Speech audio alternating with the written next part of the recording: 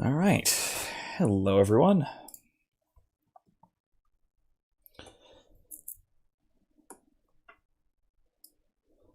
Just a couple of minor things left to get set up. Make sure everything is working. Uh-oh.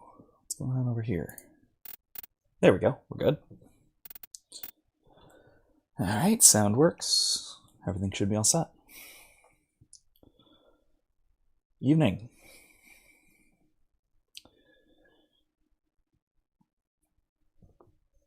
All right.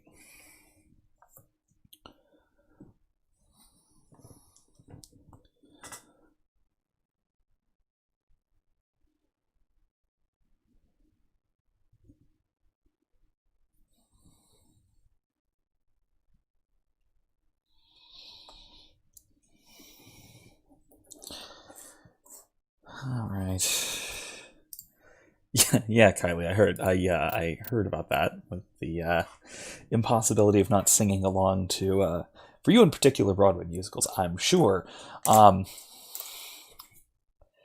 don't know. I could probably get through that sort of thing. That's funny. For what class was this? I actually did this for. Oh, so. Yeah, I know, Rex.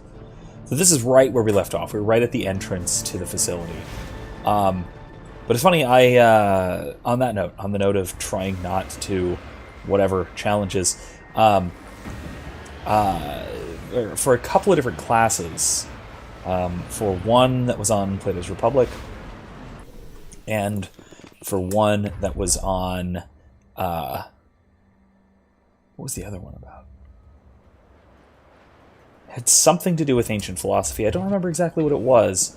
It had something to do with self-control. In class, on a couple of different occasions, we watched a Try Not to Laugh challenge. We used one from Markiplier.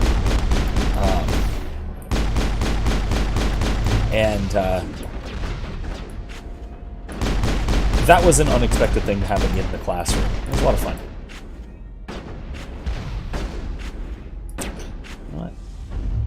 What, really? Fine.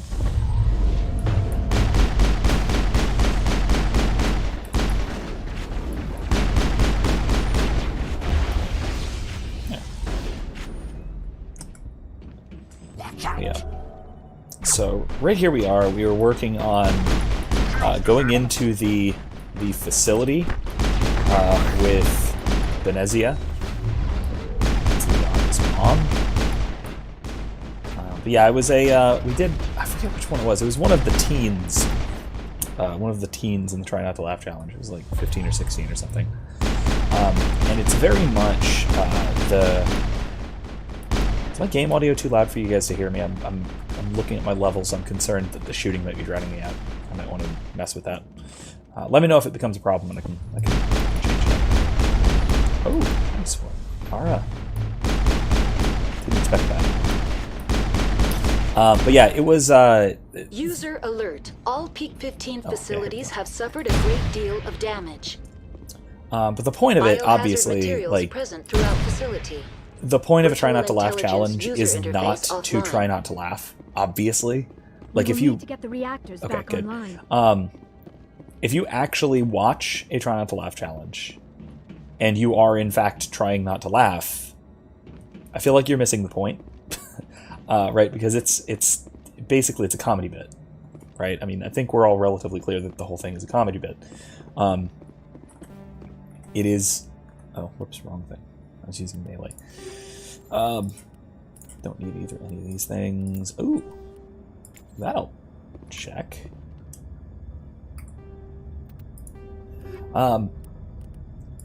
But clearly, right, the whole point of it is to watch something funny and to sort of laugh along with it, right? Oh, it's actually not very good. These are awful. Need any of these. Anyway, so let's move along. But yeah, actually, there are some interesting things having to do with the sort of Try Not to Laugh challenge things that have some interesting psychological implications and social psychological implications, especially. Right? If you're just watching the clips. Why are the turrets facing the wrong way? They want to keep their people in as much as they want to keep others out. That's sketchy. Let's check what's going on in here, huh?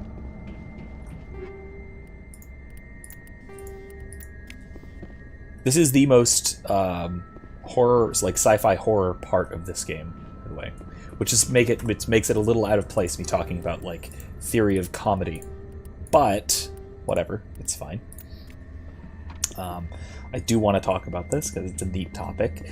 In any case, right? So a try not to laugh challenge is much harder for the audience if you're going to try and do it than it is for the person taking the challenge, right? So if you watch a Markiplier or whoever try not to laugh challenge, it's relatively difficult not to laugh, or it's relatively difficult, not to laugh, like I said. It's even more difficult not to laugh if you are trying not to laugh with an audience, let's say. So if it's you and a classroom full of other students, like more of your peers, like it was in our case, that's particularly difficult. It's more difficult than just if, you're sitting in your room and you're watching it on YouTube or whatever. Kylie says there is such a thing as horror comedy. Yes, but this ain't it. Yeah, there totally is. Although I like a lot of it.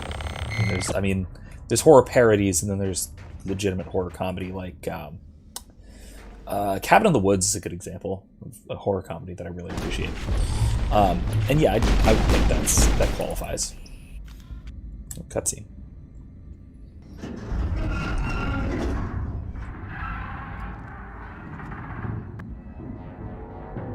What was that? Probably debris. Don't have a panic attack. I'll protect you. Huh.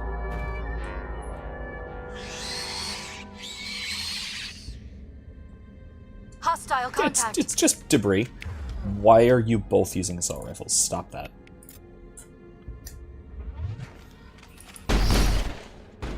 That's interesting. Oh, jeez. Ooh. Neat bug. These are very, very Starship Trooper bugs. Getting really heavy Starship Troopers vibes from the bugs. That's off. Okay, that didn't help me. Oh, here they come. Oh, they're in melee. That's not good.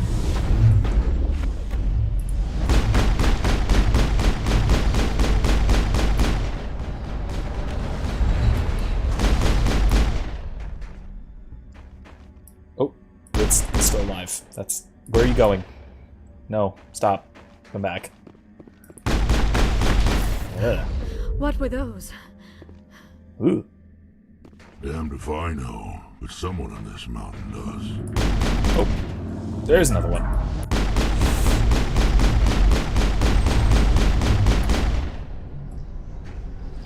It really does help that Shepard is a super badass with a squad of walking death machines. Anyway, that actually brings up another point about horror games in particular, but I'll get back around to that. Looks like a cross between a shrimp and cockroaches. Yeah, with tentacles, with tentacle claws.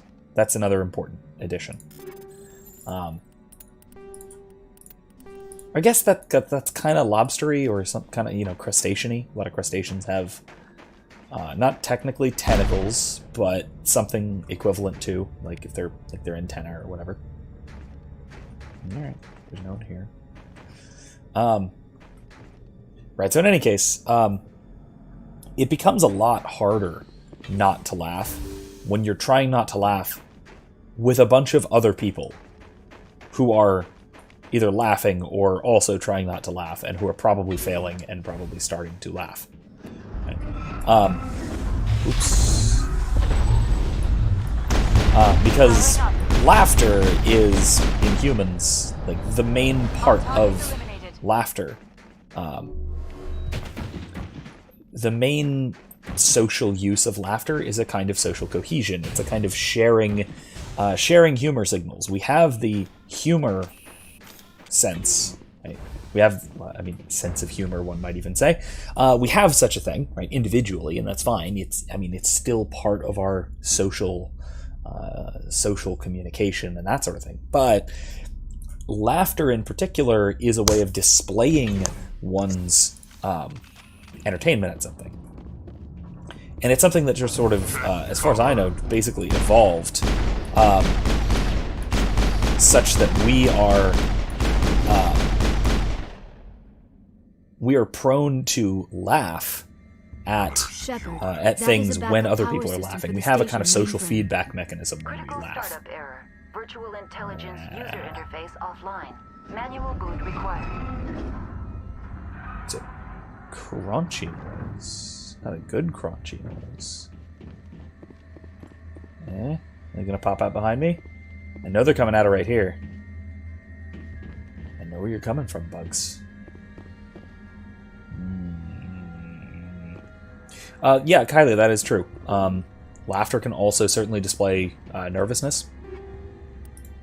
But it's more like you can read laughter as nervousness because one attempts to laugh to cope with nervousness.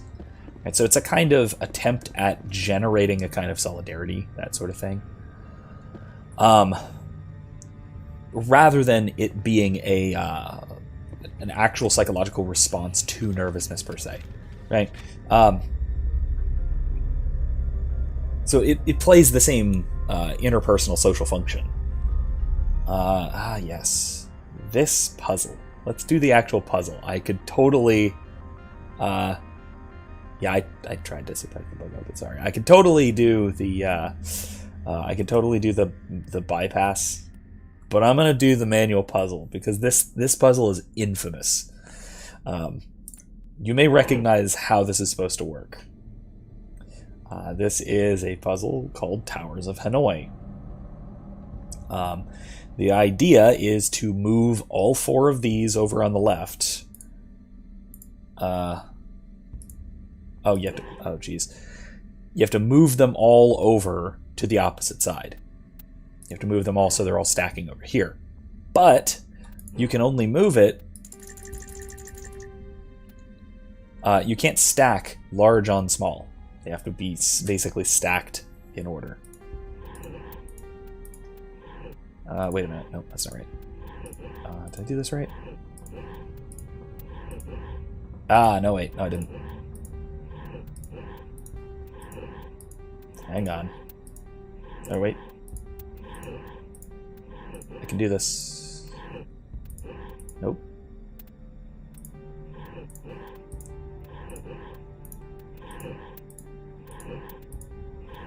Nope. There. And there. See, I've done this puzzle in this game and in several other very similar games. BioWare loves this stupid puzzle in particular in their games. And as you can see, got it. I've done this puzzle in particular literally dozens of times. In part because I played through this game a lot of times. So now I can finish it. But anyway, while I'm waiting and lollygagging to finish, I kind of want to emphasize a couple of the other aspects. One is that comedy does have this really social element, so it's very hard not to laugh when people around you are laughing, especially if there is a comedy stimulus, right? But then also, it's just hard not to laugh when something's funny. It's an element of self-control, and Plato uses this as an example in the Republic, that people should try to restrain themselves from laughter, because laughter is a kind of allowing oneself to be taken over by something external to oneself, which is a show of lack of discipline. So I had my students read... Hooray! I had my students read that section from Plato. It looks like you're trying to restore this facility. Would you like help? All right, hold on a minute, Clippy. Right, so I had my students read that section from Plato where he says that, hey, this is laughter. Giving in to laughter is a kind of loss of self-control, and that one shouldn't do it. Right? It's a kind of vice because of the lack of self-control. And I had them read it, and then when we first got to class, we watched Markiplier's Try Not to Laugh video, and the entire class, laughed at some point or another. And then I just began chastising them for lacking self-control. Like, what are you doing? You're supposed to try not to laugh. I think you did it wrong. Kylie says, oh yeah, I'm not disciplined at all then. Very easy to get me to laugh. Yeah, you've been in my classes. I'm aware of this. My jokes aren't that good, but somehow they still land at times. In any case, so it was, that's always, I think with my silly professorial sense of humor, that's an added bit of comedy. Honestly, that's almost, I would almost go so far as to say that's a kind of teacher trolling, getting the students to put on the performance for their own sake so that they can do a little bit of the, make themselves into an example that I can use then to make a point.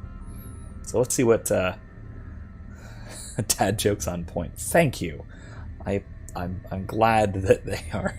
I'm glad that they're appreciated. Sergio is not old enough to get the dad jokes just yet. She knows when she's supposed to laugh, though, with the whole social interaction thing. But she's not quite there, getting the comedy. She will. How do I shut this thing up? This system is monitored to respond to the name Mira. May I ask your name? Commander Shepard. I work for the Citadel's Special Tactics and Reconnaissance. One moment, please. Council authority confirmed. You are entitled to secure access of all systems. Please note that queries relating to corporate secrets require privileged access. Privileged access is only available to Binary Helix executives. This system is ready to process queries. You may access me at any holographic interface within Peak 15. I need to find Matriarch Benezia. Lady Benezia departed on the passenger tramway to the Rift Station subsidiary labs. User alert. The tramway system is currently inoperable. What's the situation here? One moment, please. Diagnostics in progress. Critical failure. Main reactor shutdown in accordance with emergency containment procedures. Manual restart required. Critical failure. Landline connections are disabled. Passenger tram systems are offline. Report complete. Do you have an additional system status query? Well, that's awful. Kylie says she shall definitely have a good teacher in the ways of jokes of dadness. I hope so. I hope I can pass on my terrible sense of humor to all of my children. Do you know why the reactor was shut down? I'm sorry, but I was offline at the time. Shutdown could occur if reactor breach seems likely, or in the case of catastrophic laboratory containment failure. Emergency guidelines suggest the frigid environment will kill biological contagions. It may also damage mechanical ones. Turn off the heat and hope the cold puts whatever you've unleashed to sleep. What do I need to do to get the power back on? The valves to the helium-3 fuel line must be opened. This can be done at the controls on the reactor assembly proper. What are the landlines and why are they disabled? The landlines connect my mainframes here at Central Station to the various sub-facilities of Peak 15. This allows the crew to remotely access my databases from the comfort and security of their labs. When emergency protocols were implemented within the hot labs, the cabling was automatically ejected. How do I reconnect the landlines? The landlines are designed for easy reconnection. The router for the landlines is on the roof of operations. The big Simply pause activate there. the controls and the hardware will reconnect and reboot automatically. I hate that I can't do that from here. Tell me what happened here. I'm sorry, but I need a more specific query. The creatures we've encountered here, did they come from the labs? I'm sorry, Commander. Inquiries related to our research require privileged access. Only executives of Binary Helix have that level of clearance. Well, she definitely just confirmed that they were research specimens. Tell me what occurred immediately before you shut down. Stage 1 alert issued at Hot Labs. Contaminants released from Laboratory Pod Gamma. Emergency protocols implemented. Stage 2 alert issued at Hot Labs. Isolation tube breached. Tram shut down. Landline to Hot Labs disconnected. Stage 3 alert issued locally. Contaminants in tram tunnels. Station shutdown and evacuation initiated. Code Omega sent. Siri messing with Shep. Yeah. VI interfaces are always the same. What sort of contaminants escaped? I'm sorry, Commander. Inquiries related to our research require shut up. privileged access. Why were you taken offline? In the event, Peak 15 must be sterilized for security purposes. My program and data are purged. They kill you if something goes wrong? My systems are permanently disabled. To be killed, I would need to be alive. I am merely a database program. Okay. That's it. That's all I need right now. Very well, Commander. Logging you out. Neat. User alert. Main reactor shut down in accordance with emergency containment procedures. Let's go. Manual up. restart required. User now exiting to the roof. User alert. Landline connections are disabled. So the other thing I was going to say earlier, in the midst of talking about comedy, is talking about horror. And it's the problem of doing horror in video games when you are a walking mountain of death, destruction, and firearms. It is really hard to be scared when you can kill everything in sight with minimal effort. Which is, obviously the case here. Well, I might need barrier. That's not barrier. User alert. Yeah, it is. Main reactor shut down in accordance with emergency containment procedures. Manual restart required. There. All right. User alert. Landline connections are disabled. Passenger trams So are I'm just going to offline. talk over the emergency alert thing. I don't want to talk to Mira again, please. Alright, done. Is that all up here? Let's just override.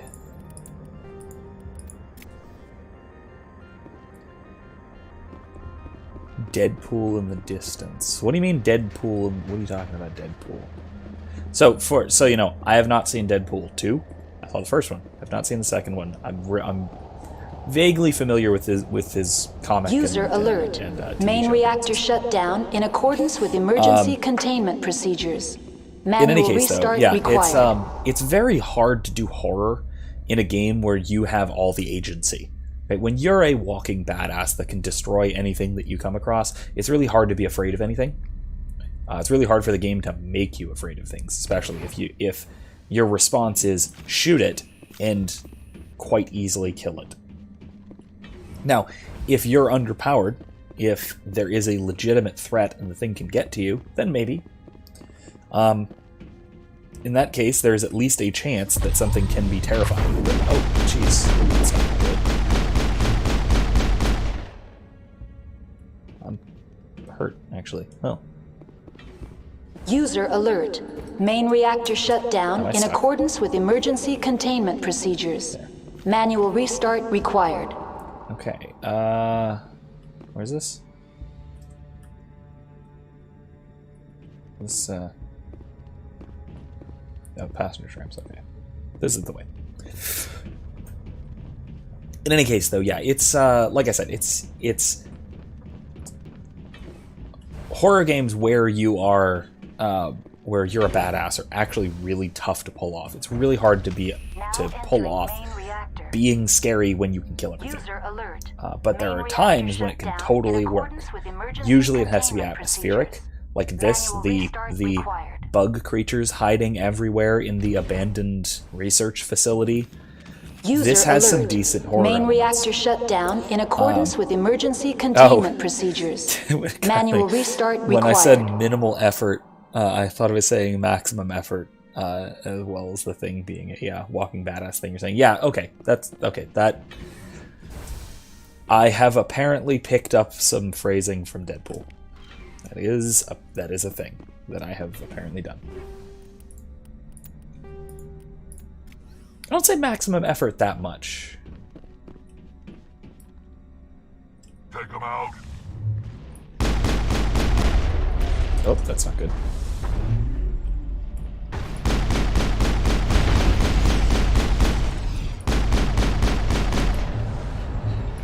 Whee!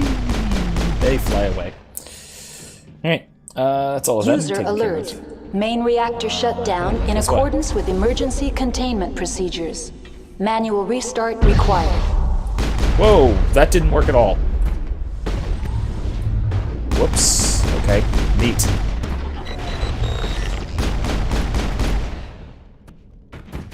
Huh. That didn't work very well.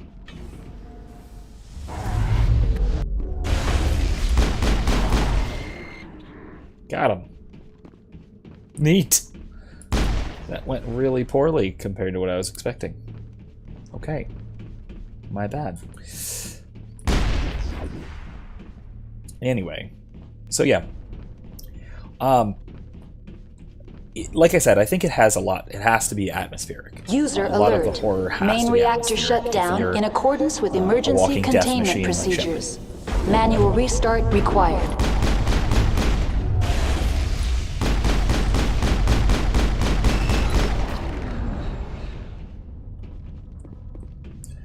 Looks like the creature from Stranger Things. The bug creatures, kinda. Especially the mouth bit. The like opens up mouth bit. They do almost look plant monster like the Demogorgon. The Stranger Things Demogorgon, not the actual D&D monster. Hey, thing.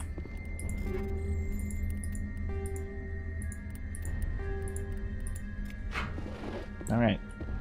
So let's, oh. Dead end. Alright, let's go back.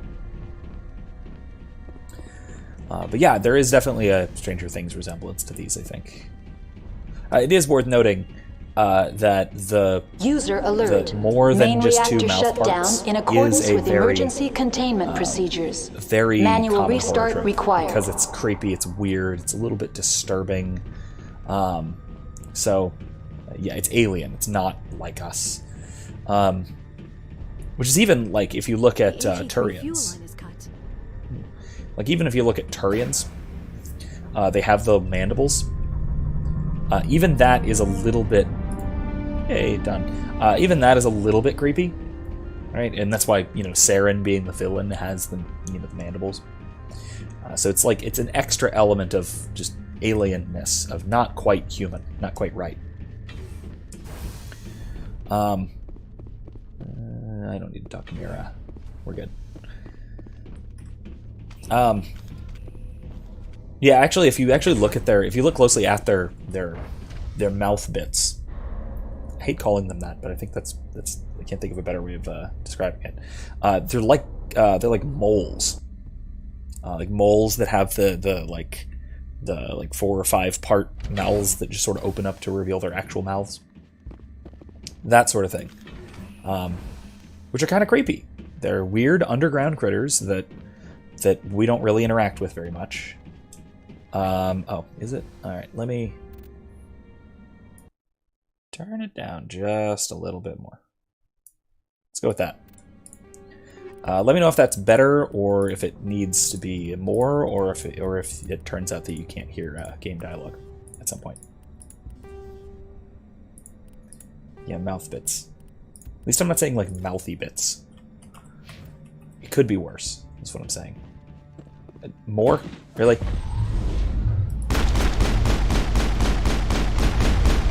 There we go. I will also say, it really helps killing these things that I have an all-biotic team, because they are, even canonically, like in the Codex, they're described as being particularly vulnerable to biotics, and you can see why. Because they're purely melee combatants, you can just crowd control them, like float them up into the air, and they're no longer a threat at all. Which really makes them less scary, because their only way of attacking you is moving slowly towards you. You know? Access to passenger tramways inadvisable. Yeah, well then. Let's see. Oh. Oh. They're locked in. The door could be finessed. It appears that the trams to the subsidiary stations are beyond it. Oh, dead Silurian. Oh, speaking of Silurians, I just watched Lilo and Stitch twice in the last 24 hours. Loosen them. They're in... Can't escape. The tunnels now. We're sorry. The leads couldn't get to the struck. Get out while you can. He killed himself. Because he was part of whatever happened here. Among my people, a suicide's body would be left for scavengers. The Nathak will get to him eventually. I don't know what a Nathak is, but it doesn't sound fun. But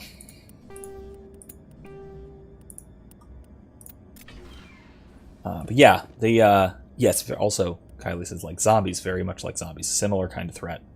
Let's just do it. Light them up.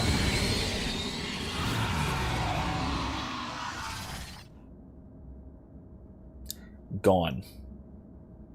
Now they're gathering at the door, so that's nice.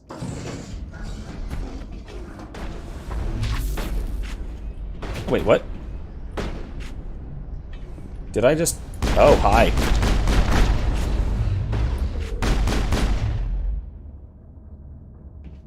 I didn't even see that.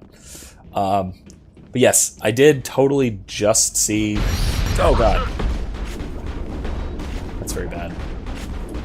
I just watched Lilo and Stitch, like I said, twice, because...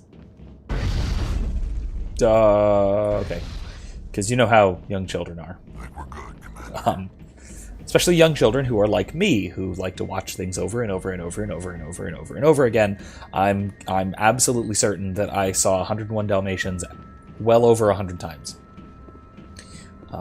Even more than 101 times. When I was a little kid... Saoirse has seen all of Mickey Mouse Clubhouse 5, 6, 7, 8 times.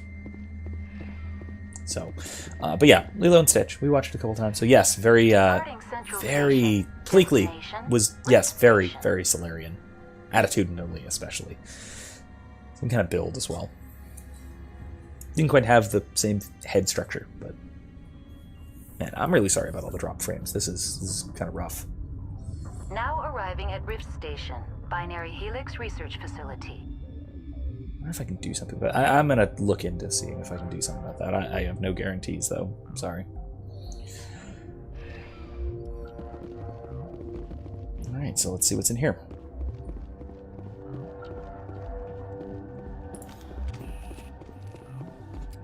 There's certainly... So, we were talking... yeah, we were talking vaguely last week, or something, about... how to do maybe I should do a philosophy talk, a video on Lilo and Stitch. And there's certainly some stuff in there about purpose, about finding one's purpose, about making one's purpose, about family, about nature versus nurture, and all those sorts of things. So there's stuff there I might wind up talking about. I might be able to. Hey, a human. Stand down. Multiple humans. Sorry, we couldn't be sure what was on the tram. Can those things work at train's controls? Hell if I know. I'm not assuming any goddamn thing. Look, you're human and that's enough that I won't shoot, but I'd like to know who you are. My name's Shepard. I'm a Spectre. Huh. I won't look a heavily armed horse in the mouth. The aliens overran the hot labs last week. Only Hanoi got out, and he ain't all there anymore. The first we knew, the bastards were clawing into my command post. We had a lot more staff then. You were taken by surprise and had civilians to protect. You did a good job, Captain. Yeah? Sure as hell doesn't feel like it. The board sent an Asari to clean up the mess. She went to the hot labs yesterday. We haven't heard from her since. I'm not gonna let any of your people die. All I can do is hold out here and protect the civilians. There's an emergency elevator out by the trams. This card will let you activate it. Can take you down to the hot labs. Oh, and if you need any first aid, Dr. Cohen's downstairs in the med bay. Alright. How's the staff? How are your people holding up? We weren't expecting the initial wave. They made it inside. We lost some good people. Those of us left are short-handed. We've kept order by long shifts and stems.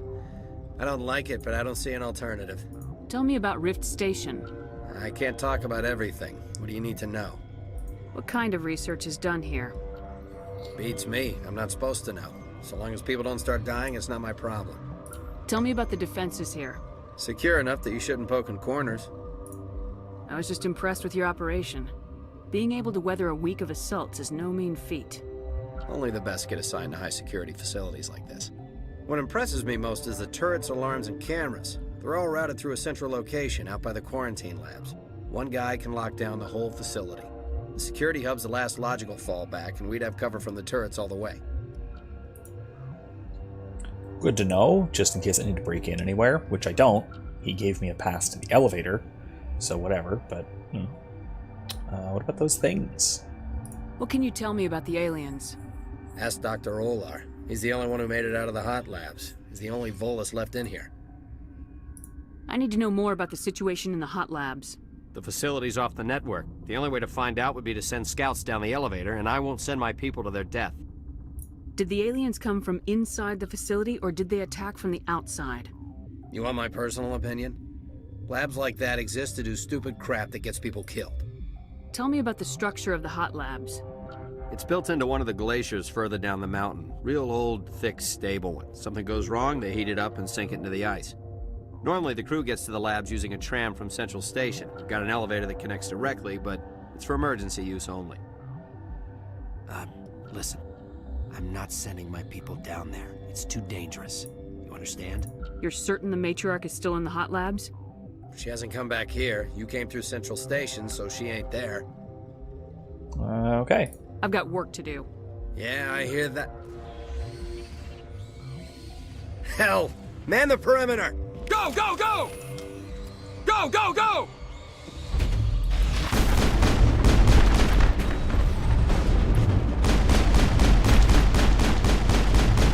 Okay. Well, there's our aliens.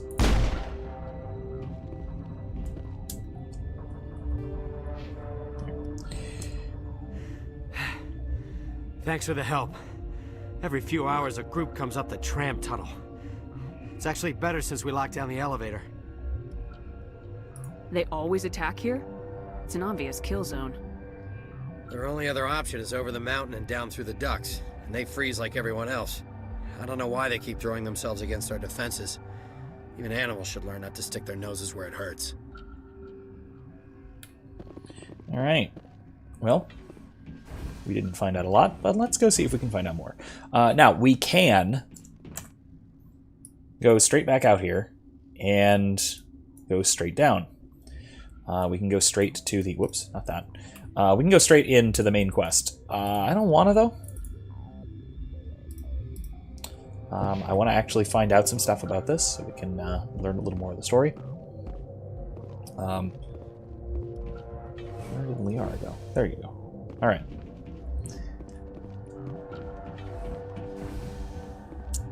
So I don't know if one of those viewers is WizKid. But if you are here, hello.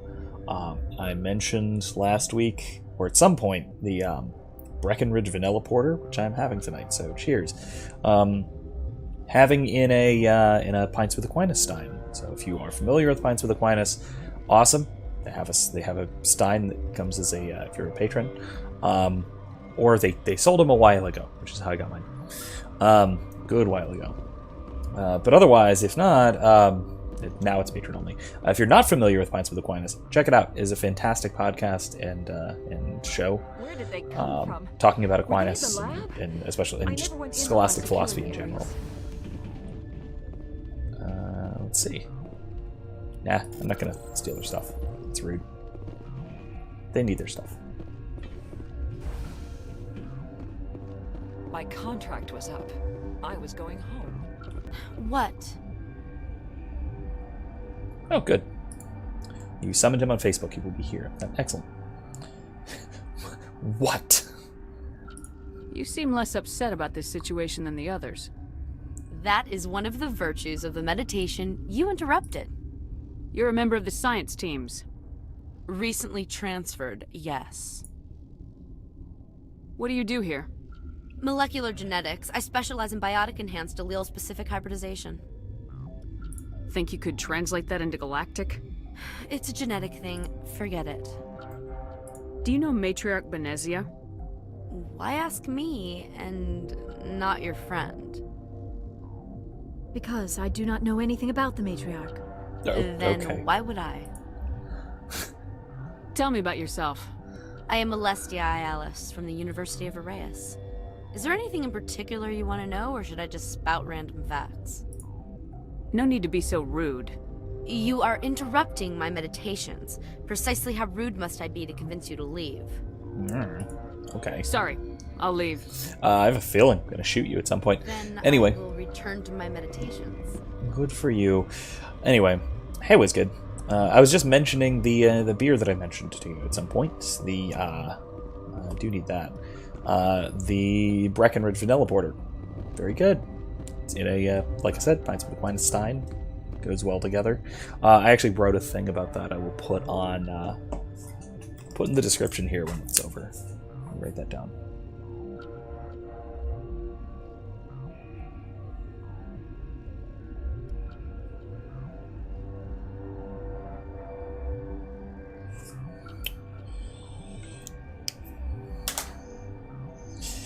So yes, she is a, I welcome she's a you. bitch. Not him. Cautiously. He's decent enough. I am curious to know what you're doing here.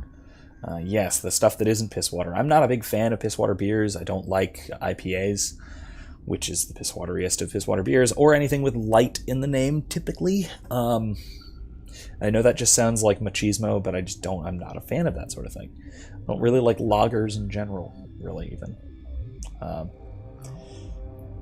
I like darker ales, so like red ales, brandy wine ales, spectacular. You might not like them. They are kind of, I don't know, tangy. They have a bite to them. But porters and stouts for the most part, milk stouts in particular.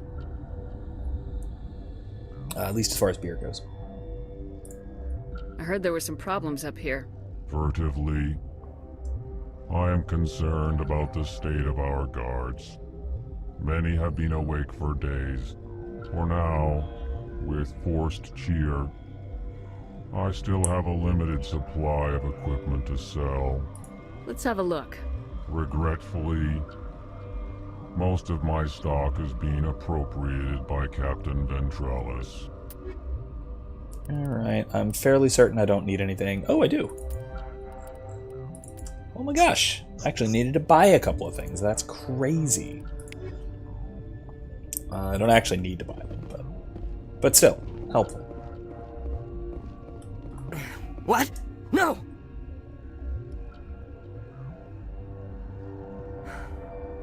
Sorry, I haven't had much sleep since the attack. Yeah, is there something you need? How are you holding up? It would be petty to complain after showering off a coworker's brain. None of us have had enough sleep since the attack. Of course, not all of us have guns.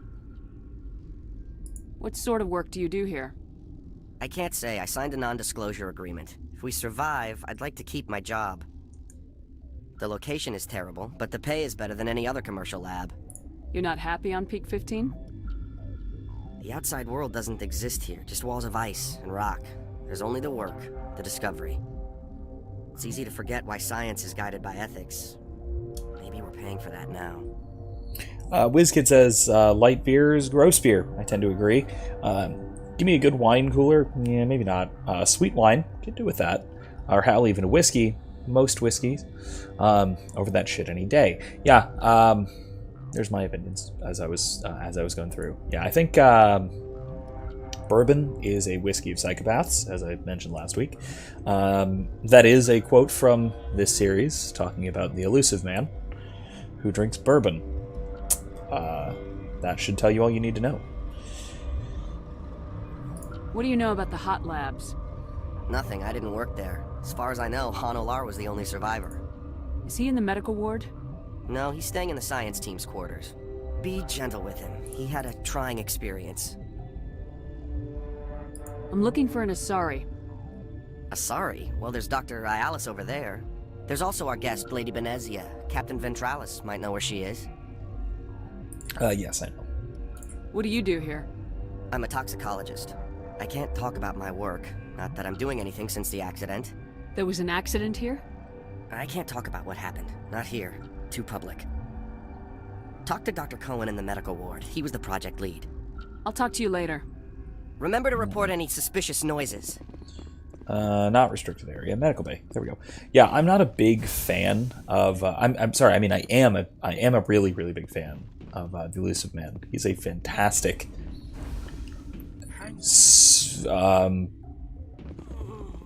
villain. I don't know if I'd just call him simply a villain, which is let me put it this way. He's one of the only really complex villains that I really like. A lot of complex villains are just sort of complex for the sake of complexity, so they can, you can sympathize with the bad guy or whatever. In a lot of cases, that gets tiresome for me, but the Elusive Man is actually really interesting. What do you want? He only shows up in the second game. In the second game, he's actually not a villain. He's not even the antagonist. He's just sort of hostile, I guess, in your interactions. I didn't mean to bother you. No, you did nothing wrong. I'm just distracted. What happened to these people? They're suffering from a toxin. There was an accident. I have a non-disclosure agreement. I shouldn't discuss it with anyone outside of the company. But you're going to, because I might be able to help. I'd like to think that the company finds our lives more valuable than their secrets. You know Mira, the VI for Peak 15? She handles the safety protocols for our experiments here. We reactivated her on our way through Central Station. That was you? I'm grateful. Until she came online, the automatic equipment wouldn't work. We lost the connection to Mira in the middle of an experiment and the quarantine failed. These three were exposed to a toxin, something we were working on. I understand your caution, but I need details. What you say won't go beyond these walls. It's a bioweapon, based on an exotic life form discovered on the frontier. They wanted something that could kill the creature. But there was no profit in something that kills one species on the frontier. We kept working on it and adapted it to affect more species. Thoros B is highly infectious, but can't pass from one person to another, like a biowar attack without a pandemic spread. Do you imagine that distinction makes this ethical? Militaries, governments, they'll get this kind of weapon one way or another, and we're trying to limit the damage. I know you can't see that. There's a reason the Citadel conventions forbid bioweapons, Doctor. I didn't expect you'd understand. Our notes and equipment are locked in the quarantine labs. Captain Ventralis doesn't want to risk more contamination. So yeah, the whole reason that bioweapons are prohibited, even if they aren't infectious, is primarily due to their indiscriminacy, which again which comes back to just war theory, that any kind of deployed bioweapon ultimately amounts to targeting civilians, no matter how precisely you wind up targeting it, just due to the spread. The same can be said, possibly, about nuclear weapons, which, of course, presents its own set of problems, but chief among them is the spread of radiation and the lingering effect thereof. Is he right to keep people out? No, the toxin has a brief period of viability. After that, it breaks down into simple protein chains. But he won't listen to me. Well, that makes things a little better. I'll talk to him. Maybe I can convince him to let me try. I can't ask you to do this officially, but if you can do anything, I'd appreciate it. WizKid says bioweapons bad. Yeah, glad you agree. Are you the doctor here? I'm a doctor, but not the doctor. My specialty is microbiology, not first aid. We had a medic, Dr. Salah, but we lost him. The automatics can handle basic treatment. Mira runs them. How's the science team holding up? Better than Ventralis' guards. They've been on alert since the first attack. I've been administering stims at their request. But every species needs to sleep. They're getting twitchy, irrational. What will it take to get the cure for these people? The quarantine labs are near the science teams. Once you're in there, look for our notes. Should just be a matter of following Talk to you later. I hope you can do something. Okay. So let's go do that. Because helping people. The Doctor has a TARDIS. That, this does seem like a situation that the Doctor would TARDIS into in a particularly Particularly darker episode. I could definitely see that sort of thing. Is this... No, it's already in there. WizKid says, oh, absolutely with nukes. Despite being basically just gigantic grenades, the fact that they create hazardous waste as a byproduct makes them better for little more than deterrence. Also, asteroid mining. There's actually a lot of really, really practical use for nuclear warheads in space. Primarily because the radiation doesn't linger. It just spreads indefinitely and then disperses very, very quickly as compared to an atmosphere. So yeah, nuclear weapons are actually phenomenally useful and will probably wind up being phenomenally useful for industrial purposes in space. So that's good news. Also, unfortunately, it could be used for incredibly devastating both space weapons and then also, space-to-surface weapons. So, there's good and there's bad. As with anything that can be used as a weapon. Kylie says, I could see the 9th Doctor helping with this one. Or John Pertwee's Doctor. Which one was John Pertwee? Can't go in there. Alright. Don't remember which one John Pertwee is. Let's talk to Han. You came to find out about them, didn't you? You mean those things out there? Yes. I'm the only survivor from the hot lab, I need to know more about those things out there. About the Rachni? Rachni? That's preposterous. The Krogan wiped them out 1,000 years ago. They found it in a derelict ship. An egg. Waiting since the last battles. They brought it here. Shut up! God, you want to get us killed? I don't have any control over who lives or dies here. Do you? If you're gonna be crazy, be the quiet kind. Crazy? I'm sane. God, am I sane? I need to know everything about the Rachni. I told you all I can. We brought the Rachni back from the dead. In retrospect, a bad decision. I heard you were at the hot labs. How did you make it out alive? I killed her. Who? Doctors on Muir. We were going to lunch when the alarms went off. I ran into the tram, and I closed the doors. She banged on the window once, then they sliced her to pieces. Her head came apart like a melon. I closed the door. I killed her.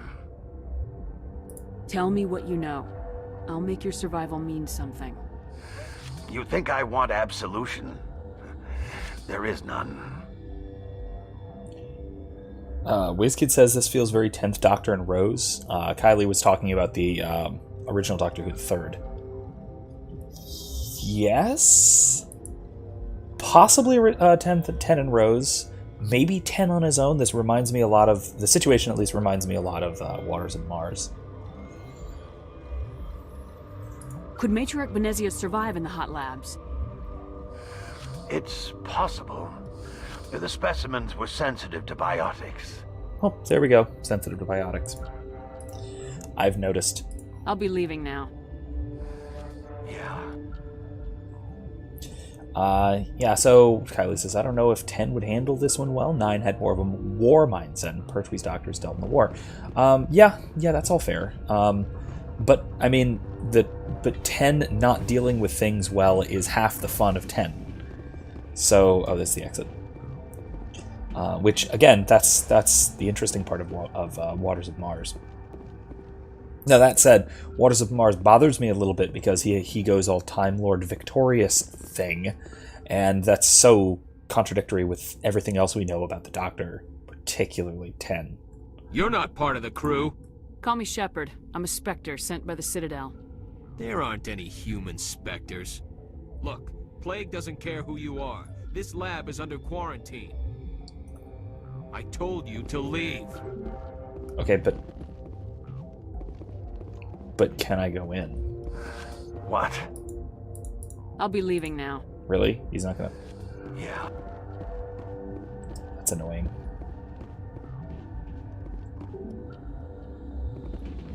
Really? What did I miss? I missed something. Huh. It's weird. The newest one... Nine would excel in this situation. WizKid says, David Tennant would just be pissed off about it. Yes, absolutely. Which is, again, I think that's the fun part about 10, is when he encounters situations he can't handle. David Tennant's would be more of irrational decisions, and Rose would know what to do here. He'd be wrong, because Rose would not really know what to do here. I don't think. She maybe could be level-headed enough, but... WizKid says, I assume about the newest Doctor, and I'm not a fan. They didn't have to make the Doctor a woman, or at least in the way that they did. I mean, they've established that they can, which, okay, fair enough. But at the same time, I mean, I don't have a problem with the Doctor being a woman, really. I mean, maybe there's some weirdness about that, but I feel like the bigger problem is, I'm gonna go back to talk to what's his name in the medical bay.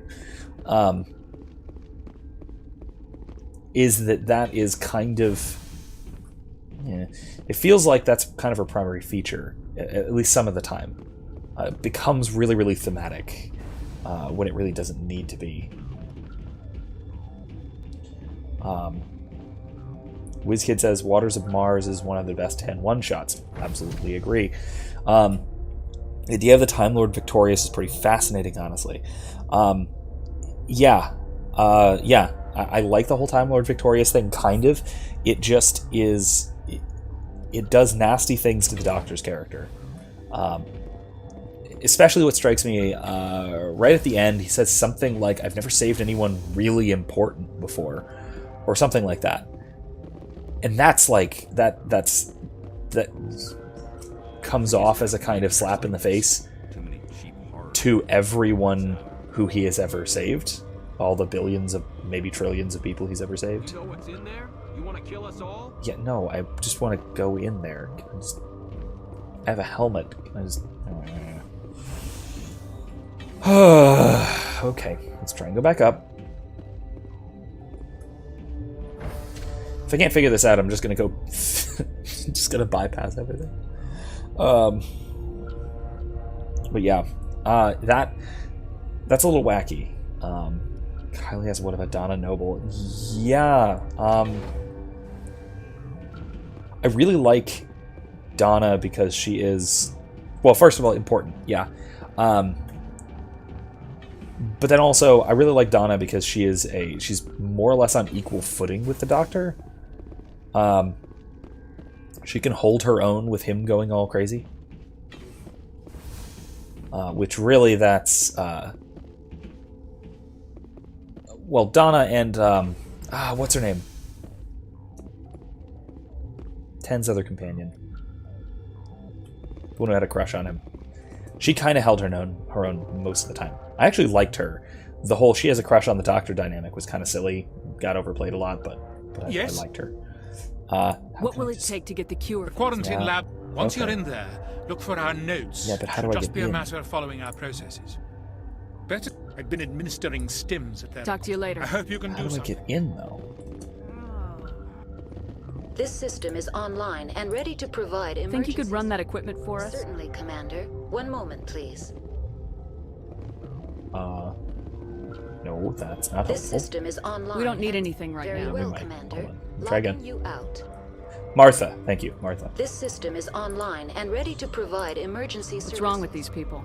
Accessing Okay. log. When you were taken offline. Without my program to administrate containment curious. procedures, What treatments have been I'm attempted? afraid treatment is not possible. An unknown toxin is present within the tissues of We don't each- need anything right now. Very well, Commander. Logging you out. Yeah. Okay. Who should I talk to about this? WizKid says, yeah, it's a big yikes moment. Like, you can see the idea of there being a literal Lord of Time appealing to him. Yeah, absolutely. What's on your mind? Nope. I'll talk to you later. Remember to report any suspicious noises. But yeah, it's kind of the major like Time Lord Victorious thing with the Lord of Time. It really appealing to Tin, especially in his, frankly, his ego, which is dwarfed by. Well, no, that's not true. I was gonna say it dwarfs any other Doctor, but no, that's not true. The Doctor is always phenomenally arrogant. Excuse me. But yeah. Something you need? I've heard about the problems in the quarantine lab. I'd like to recover the toxin cure. God, I wish we could help those guys. I really do, but We can't risk contamination now. We're not part of your defense plans. We're consuming extra rations, extra metagel. yeah, but you also have extra guns. All right, you want to gamble with your life, you're not under my command. I'll have the guard let you in, but he'll lock the door behind you. He'll run a full scan before he'll let you out. If there are any anomalies, you stay in there. Those are reasonable precautions. I'll radio ahead to let the guard know. Good luck. That's all. Cool. Right. I've Wish got I'd work realized to do. that before I went downstairs. You and Okay, me cool. both. I love that guy's voice actor. I don't know who that is, but I love that. I love the cadence of his voice. It's great. She was robbed. Talking about Martha from Doctor Who. She was robbed, except when she came back in the Dr. Donna episode. WizKid says, honestly, you can't not love Martha Jones. She's such a whoopee, but she's still a badass. Yeah, agreed. Is this the way? No. It's back up there. Clara had her good moments, but she had her kind of odd moments. Overall, I did like her. Oh, dang it, wrong way. This place is a confusing mess. I'm sorry about the wandering around. This gives me time to talk about stuff. That way. Here we go.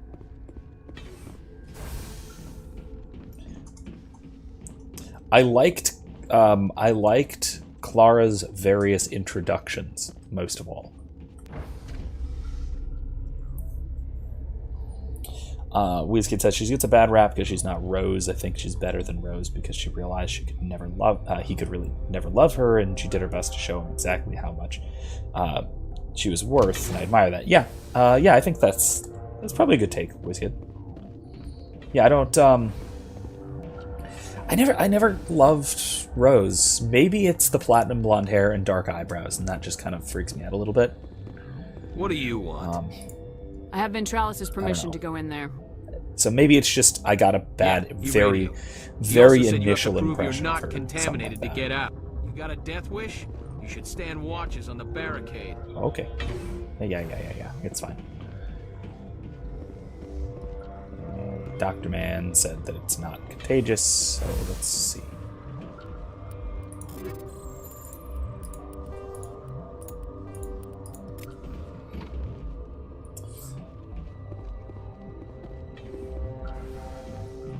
Little medkit. No one's using it in here. Kylie says exactly. She didn't let the Doctor take the full spotlight and sort of refused to be a side character. I assume you're talking about Clara, which, yeah, I think that's about right. And I think she does it well. I think she actually does become a kind of main character for a while. All right.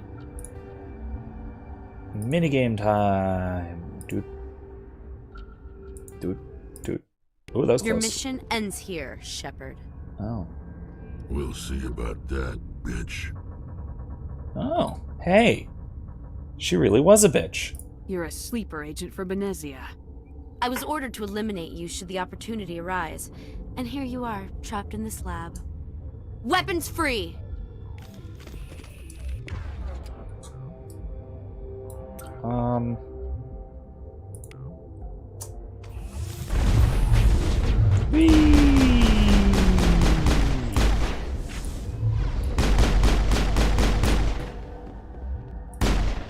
I love biotics.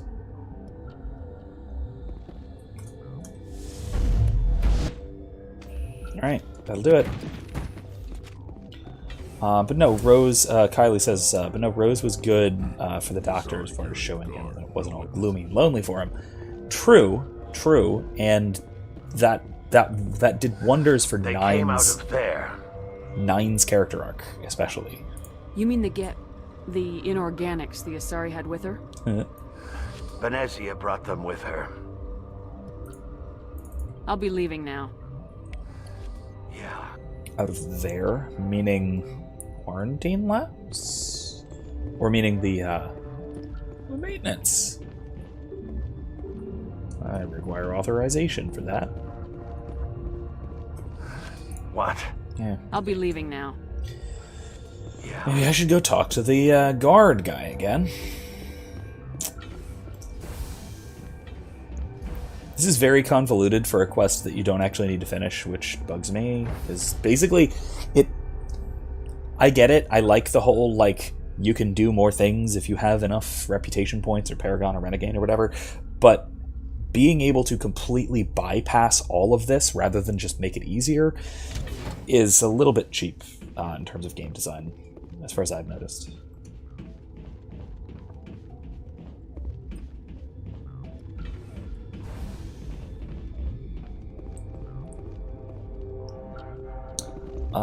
Yeah, here. What's this? What is this? Dr. Cohen. Where's Dr. Cohen? Oh, he's in the freaking med bay. Okay. Here we go.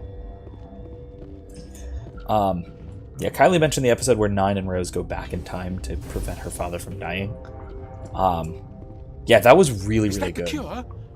You did it? That Asari scientist, the one in the mess hall? She just tried to kill us. Celestia? That's unbelievable. Well, I don't know much about her. She arrived a month ago. One of the shareholders pulled strings to get her here. Let me guess. Saren the Spectre. Yes. I think that was the name. I don't pay attention to the other research teams. Look, the guards, they've been more on edge since you got here. I think they were expecting you. And there are more labs in the back. The guards won't even let me back there. Just people with clearance. Yeah, I absolutely agree. I think Rose works better with Nine. Her dynamic with Nine was a lot better because of the growth that it gave him. Then also, though, as I kind of pointed out, there's the Donna does the same thing for 10, just in a way that works better for 10, I think. Especially the Pompeii episode, which you can tell was really impactful because he took the form of the guy that he saved. He took Peter Capaldi's form when he became 12. Peter Capaldi was 12, right? I think 12. What about the maintenance area? Do you have access to that? The maintenance area? Yes. Take my pass. But there's just snow back there. Let me see that file. An extension on Phelps' work? I thought he was on the right track. I can't thank you enough that... Oh, God, what a cliché. You saved their lives, do you know that? I'm not gonna demand Metagel from him. I'm okay. That's what I'm here for. Forget about it. I need to administer this. Thanks again. Yeah, I love how it's like the nice Paragon option to ask the guy who desperately needs medicine to give you his medicine. That's just, it seems a little silly. Alright, so where were we? We're going to maintenance, which is down here.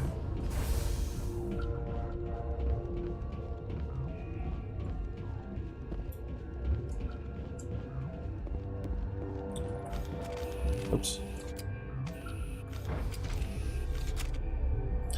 Yeah, I agree, WizKid. I think that Donna was definitely healthier for him.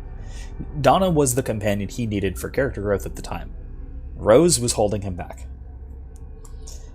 They were good interactions, just from a writing standpoint, and she was a good character, but it was holding back his character development a lot, I think. And yeah, Shepard's supposed to be a paragon of virtue, especially if you pick those, the proper courses of action. What is this? Maintenance. Yeah, I know. I'm supposed to go that way. Oops.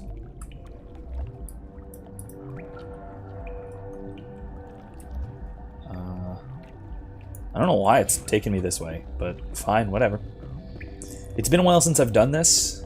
I usually go the shortcut way, because I've already seen all of this stuff. So I don't usually bother with the whole thing. But yeah, it has been a little while. Okay.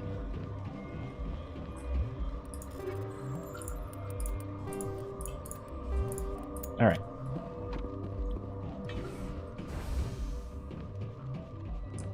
Yeah, I really do also love how Donna said no at first. That's spectacular. To restricted area or to secure lab? Let's go to secure lab because I think that's actually where the boss fight is. It is. Look at that. Look who it is. All right, here we go. This is plot. You do not know the privilege of being a mother. There is power in creation. To shape a life, turn it toward happiness or despair. Her children were to be ours, raised to hunt and slay Saren's enemies. I won't be moved by sympathy, no matter who you bring into this confrontation. Liara's here because she wants to be, not because I asked her to. Indeed. What have you told her about me, Liara? What could I say, Mother? That you're insane? Evil? Should I explain how to kill you? What could I say? Have you faced an Asari commando unit before? Few humans have. I can't believe you'd kill your own daughter. I now realize I should have been stricter with her.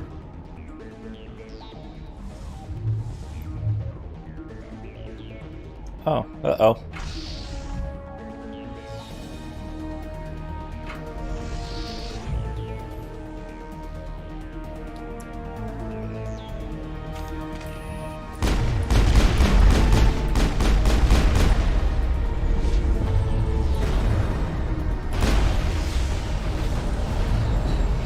Oh.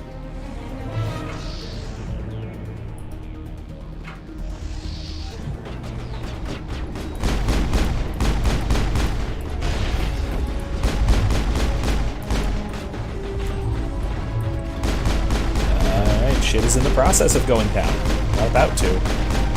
Oh, come on. What the hell?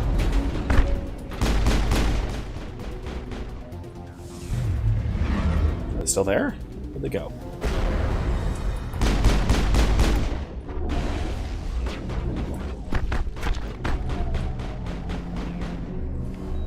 Move, Rex. Okay, so as much as I love biotics, I hate when people throw them at me. And you're done.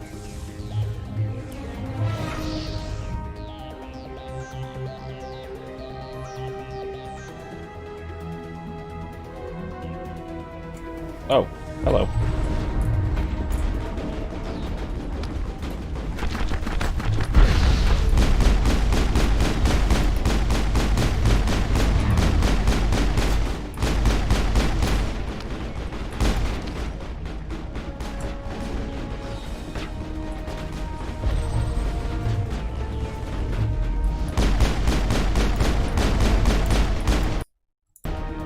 Oh, we're done. This is not over. Saren is unstoppable. My mind is filled with his light. Everything is clear. Start talking, Benezia. What's Saren's next move? I will not betray him.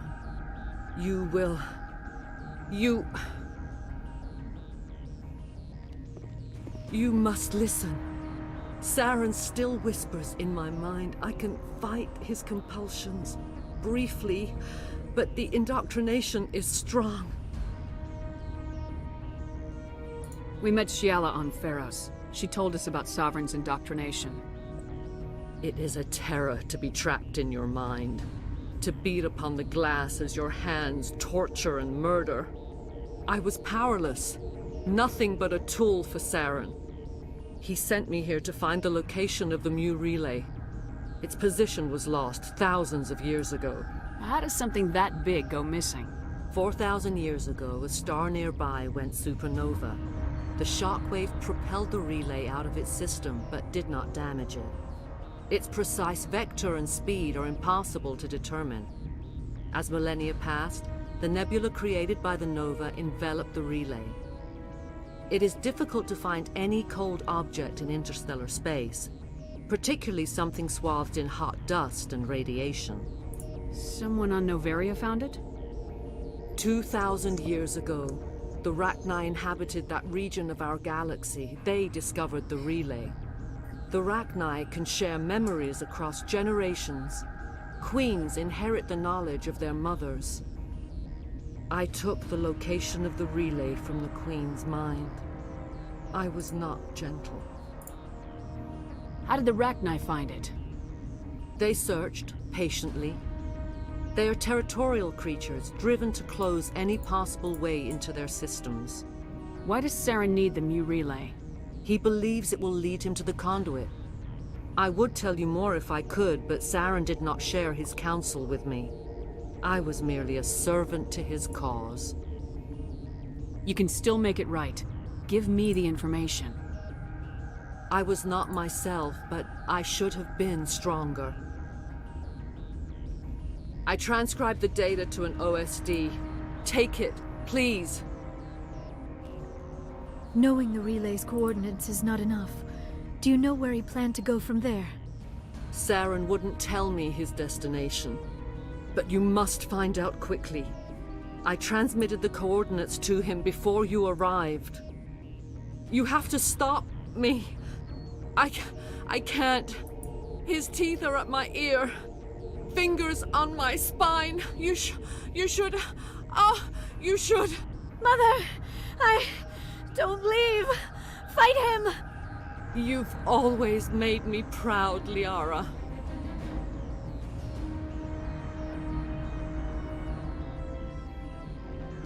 Die.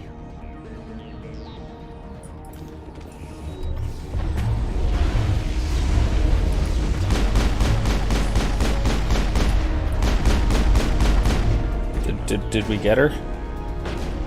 Oh, nope, no we didn't.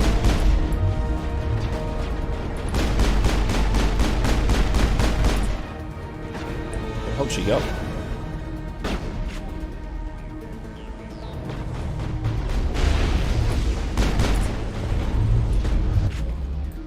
Okay, there we go. I cannot go on. You will have to stop him, Shepard. Hold on! We've got Metagel. Maybe we can... No. He is still in my mind. I am not entirely myself. I never will be again. Mother. Good night, little wing. I will see you again with the dawn. No light. They always said there would be a...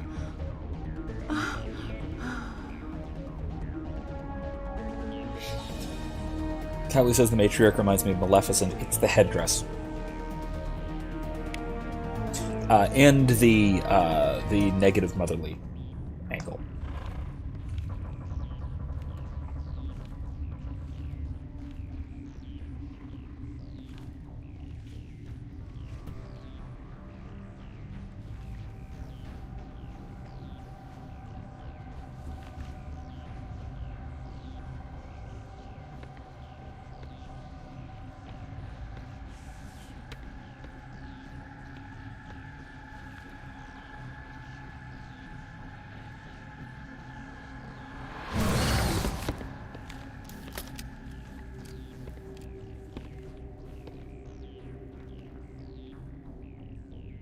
This one serves as our voice. We cannot sing. Not in these low spaces. Your musics are colorless. Oh, I have never played this with headphones. And the whispering is fantastic. That is a nice touch for that. That's great. Musics? What? Your way of communicating is strange. Flat. It does not color the air. When we speak, one moves all. This is going to be a fun conversation. We are the mother. We sing for those left behind. The children you thought silenced. We are Therachni. How are you speaking through her? Our kind sing through touchings of thought. We pluck the strings, and the other understands. She is weak to urging. She has colors we have no names for. But she is ending. Her music is bittersweet. It is beautiful.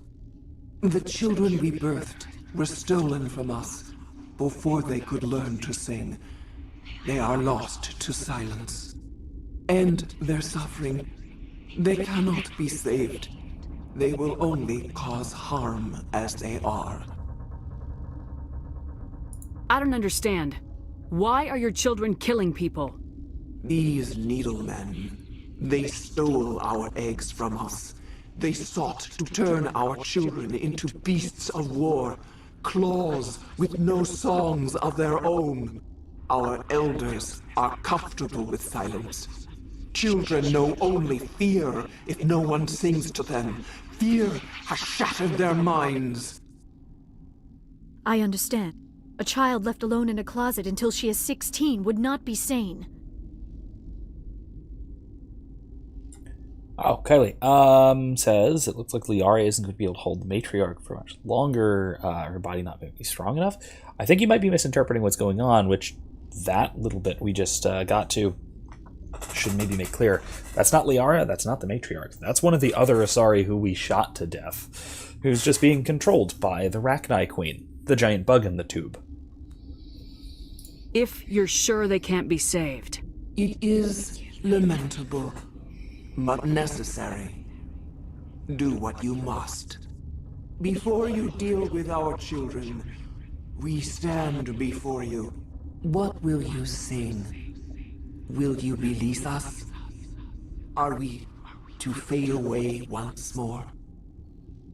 There are acid tanks rigged up on that thing. Set them off. Millions of my ancestors died to put these things down. Don't let them come back. They made a mistake. They let the Krogan go too far. This is a chance for us to atone. She has done nothing to us. Your companions hear the truth. You have the power to free us, or return our people to the silence of memory. Are you a survivor from the war? A clone? We do not know. We were only an egg, hearing Mother cry in our dreams. A tone from space hushed one voice after another.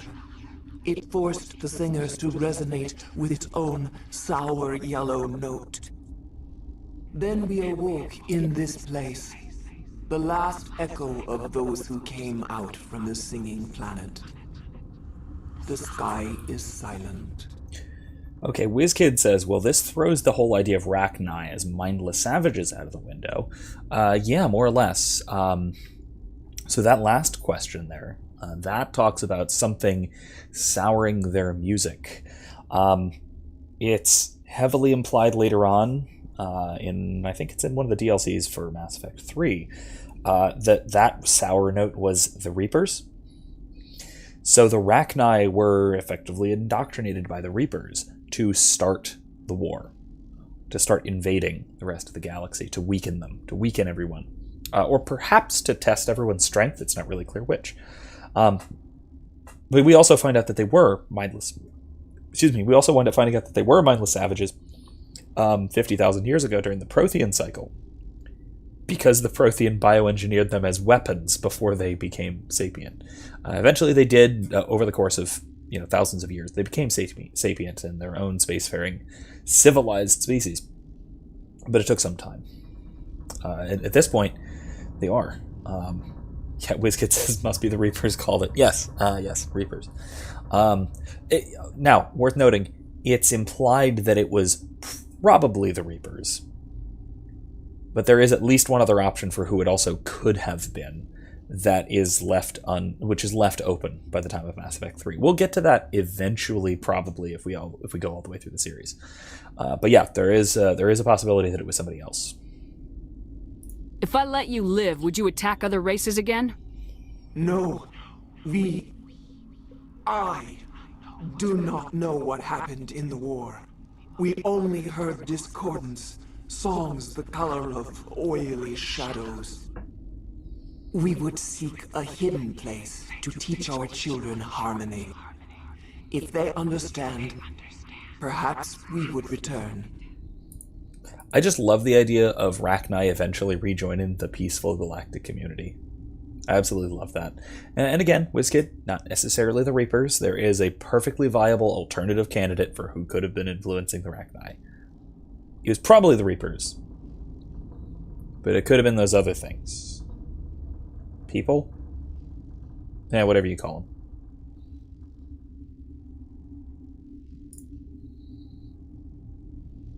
I won't destroy your entire race.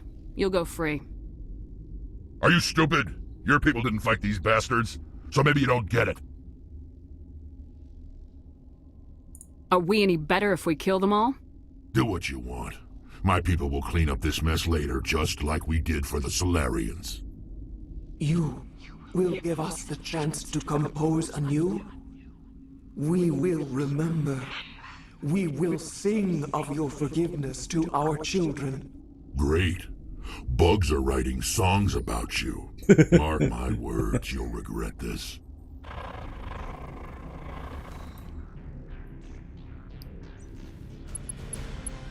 WizKid, have you played Mass Effect 3 and the DLCs?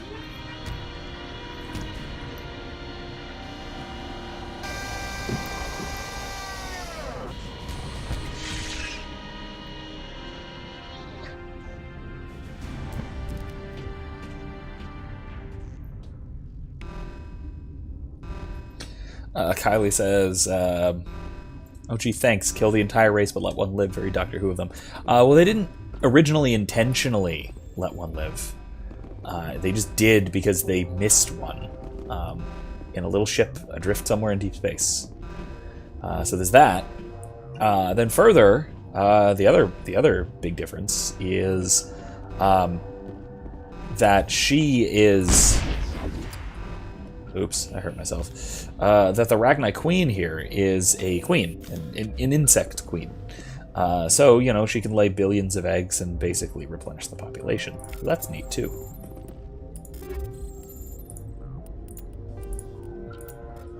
I mean, ideally. WizKid says, I played most of 3, but never got to the DLC. I'd like to, though, at some point. Highly recommend it. I highly recommend all the DLC for 3. I think... I mean, yeah, kind of like the Daleks, and that did not go well, if I recall. But they're not intrinsically evil like the Daleks are. The Daleks are pretty intrinsically evil.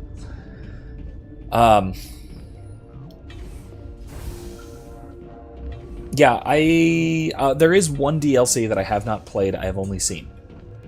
It is the Omega DLC. I have not played that one. I've watched it, I've seen somebody else play it, and it's really good. I'd like to play it if we get there. Eventually I need to pick up the rest of them. I'm also missing some DLC for 2, which has some implications in 3, yada yada yada, so eventually I will get such things. Alright, looks like we're done on Noveria. So that's it. We killed, unfortunately killed Liara's mother. Put her out of her misery, I suppose. WizKid asks, why is there always a sci-fi bug race with Rak in their names? Rachni, Rachnos, too many Raks. It's because arachnid. Like also, you know, Starship Troopers as well. It might actually have originated with Starship Troopers. That might be where the trend came from. But it's arachnid, because spiders are scary. Just objectively scary, in case anyone wants to fight me on that. I mean, I don't actually think that spiders are objectively scary. I do want to note that Tolkien Tolkien had a thing about spiders, just like I do. He thought they were intrinsically evil, even though he didn't believe in the possibility of intrinsic evil. So that's cool.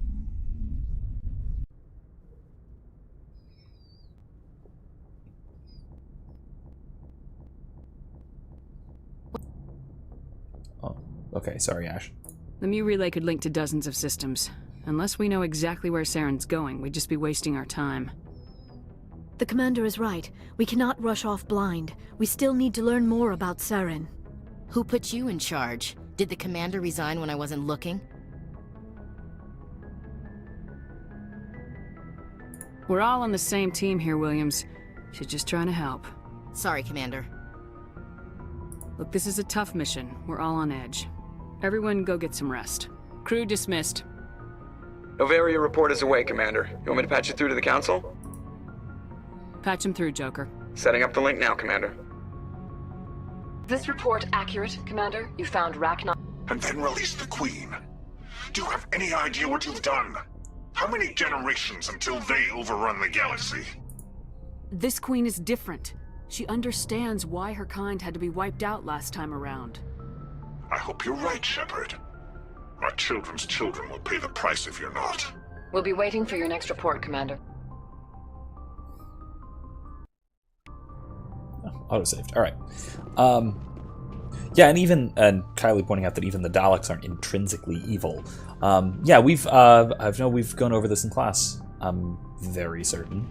Intrinsic evil isn't a thing. It can't be a thing. Evil's parasitic. Right? So intrinsic evil or pure evil, maybe we should say, it can't exist because there has to be an evil thing, and a thing is something. It's something good. So it doesn't work like that. WizKid says it makes sense. Same with lizard people. Part of our collective unconscious just to imagine such things. Dragons as well. There's a reason every culture has a dragon, or some version of a dragon. Boy, am I glad to be off of Noveria. I don't know which was worse, the cold or the corporations. One will freeze your balls off, the other will sell them out from under you. With all due respect, Commander. I like to know my crew. Mind if I ask you a few questions? I can see what... Okay, yada, top of my class in flight school, I earned that. Put the Normandy in my hands and I'll make her dance. I have to go. All right, see you. We already did that. We already asked him about that awkwardly. So let's go talk to the rest of the crew while we wander about and see what's going on. The thing with the WizKid, the thing with the Daleks is that individuals have proven to be good, but the whole generations of being space Nazis has warped their views almost irreparably.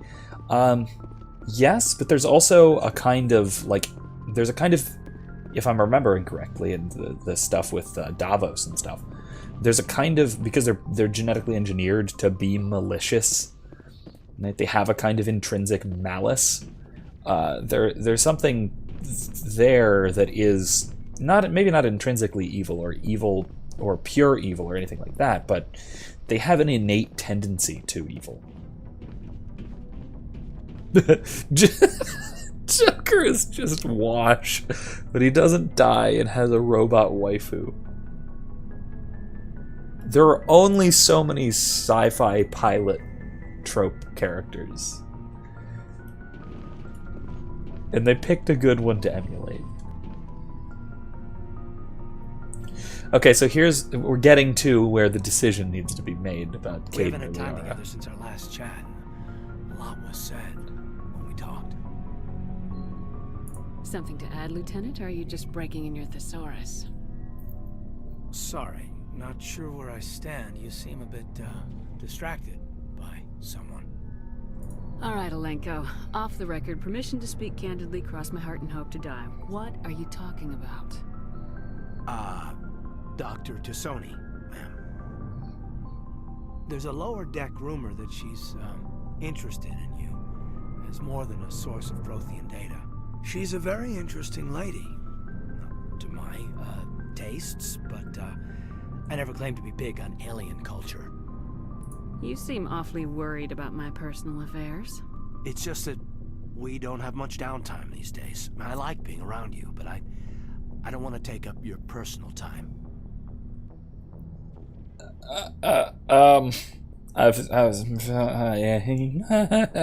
Let's just. You didn't want to talk about Liara, did you? What's your real issue? No issue, Shepard. At least, not when you're around. Aww. I'm just looking for an ear. The debriefing wasn't the right place to say how ridiculous this is. Seems like every other race in the galaxy is wrapped up in their own problems. They don't want to see what's coming. So Kylie, if you're not catching on, this is that love triangle that I've been rambling about, not just making happen because of my stupid character decisions. But no, this is written into the game, and it gets to the point where they both confront you, which is a great scene that I desperately want to happen. So we will get to that. But that's when you have to make an official decision between the two of them. So until then, I'm just gonna be indecisive. But no, it's delightful. I know you see. Here's the thing. Here's the other thing. You two are my most consistent viewers, Kylie and WizKid. And both of you, plus my wife, want to see Capered. I guess it's. I think it's Shalenko is the official ship name. Are you the same age? I have no idea. In any case, yeah, you're certainly on the same page on this, and I am. You're convincing me to lean more towards Kaiden. I really like the romance arc for Liara. It works very well, and it is very, very obviously the intended canon romance from BioWare, especially with that little bit near the end of Mass Effect 3, like that. But yeah, it's I don't know. I'm leaning a little bit towards Kaiden at this point. Just saying. I'll put it that.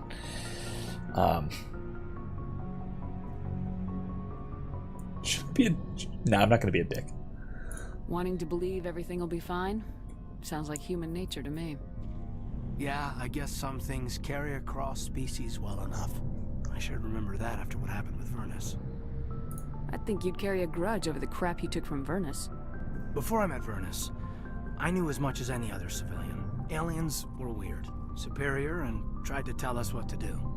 I mean, it's only been 26 years since first contact. That's not a lot of time to understand. What? Oh my God. Vernus who made me see how human aliens are. They're not different or special. They're jerks and saints. Just God, like I us. thought it was even. I even thought it was longer than that. Hell, by the time I got payback, I didn't even want it anymore. Wow, I honestly thought it was more than just 26 years. I thought it was 30-something, but damn, that's nuts. Yeah, anyway, yeah, that's insane. It's another one of those that crunch time scale thing that bugs me about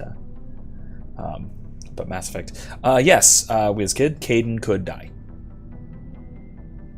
Yes, he can die. He can be he can be best boy, but he can also be dead boy.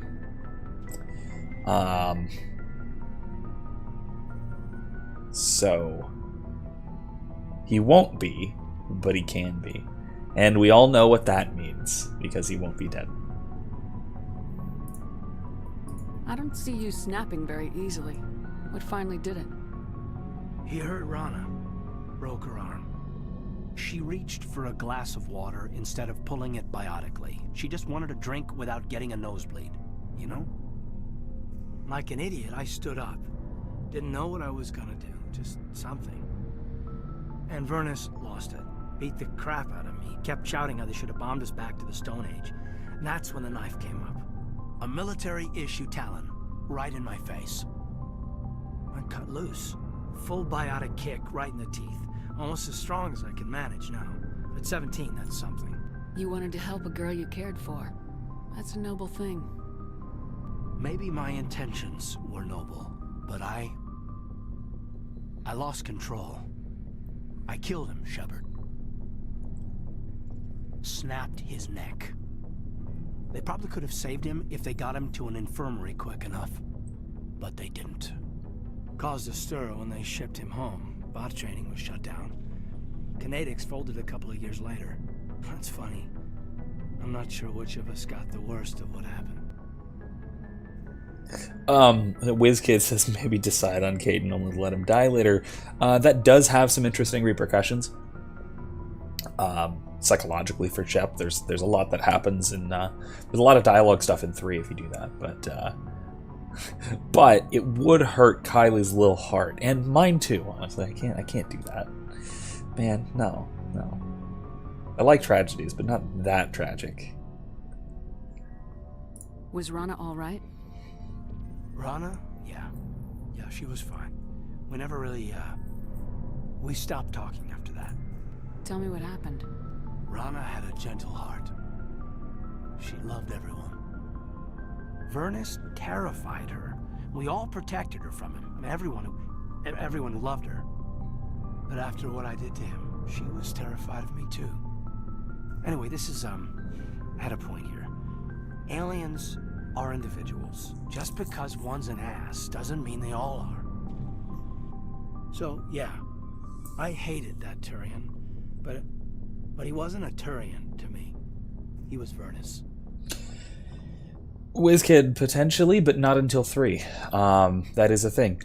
You pick a romance option in 1, even if they die. And then they're dead. And the next chance to romance Liara is in Mass Effect 3. So that's why you're so self-controlled. I'm no more disciplined than any other biotic, Shepard. This is all ancient history. I'm over it. You agonize over doing the right thing and never let yourself lose control. Because Rana spurned you after Vernus died. That's... all right. Maybe you have a point. Maybe. But I'm okay. You don't have to worry about me. Fully functional human being. And I won't be a burden on you. On the crew. Kaidan, you're a strong man. Talking about this doesn't make you a whiner, and it doesn't make you immature. It makes you human. All right, but it's embarrassing you had to tell me that. You're right. I might need to loosen up a little. I'll try. Glad you'll be here when it's over, Shepard. I'm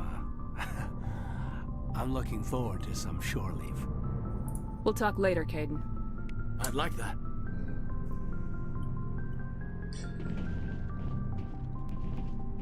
Yes, WizKid, very much so. This has interesting implications considering our current racial issues. People are more than they are black or white or anything. Yeah, absolutely. The issue of species in this game is very much a it's very much a stand-in for race relations, and not even a stand-in. It just is race relations. And the way that it's handled by various characters is one thing that really makes characters stand out. WizKids, you can't romance Tali as FemShep anyway. Sorry. I do absolutely love the Bro Shep and Tali romance. It is adorable. But yeah, the racial issue is it really is telling about a lot of different characters. The difference in attitude between Ashley and Kaidan is really interesting. It's fascinating. Ashley gets a reputation for being a space racist. I wouldn't really call her that. I think that's kind of unfair. If anything, she's more like a nationalist, right? She will prioritize human interests over other interests, just like a nationalist will prioritize the benefit of their nation over others. That kind of thing. Yes, Commander. Is there something you need? Let's ask about Kaidan. How well do you know the lieutenant? I'd never worked with him before this mission, but he has an impressive service record, over 12 special commendations. Tends to keep to himself, though. Maybe because of the headaches. It's not easy being an L2. What does that have to do with it? Well, most biotics now use the L3 implants. Lieutenant Alenko was wired with the old L2 configuration. Sometimes there are complications. What kind of complications? Severe mental disabilities, insanity, crippling physical pain. There's a long list of horrific side effects. Kaidan's lucky. He just gets migraines. I should go. Goodbye, Commander. Yes, Tali is so cute. She is small bean. She is the bestest and smallest of beans in the Mass Effect series.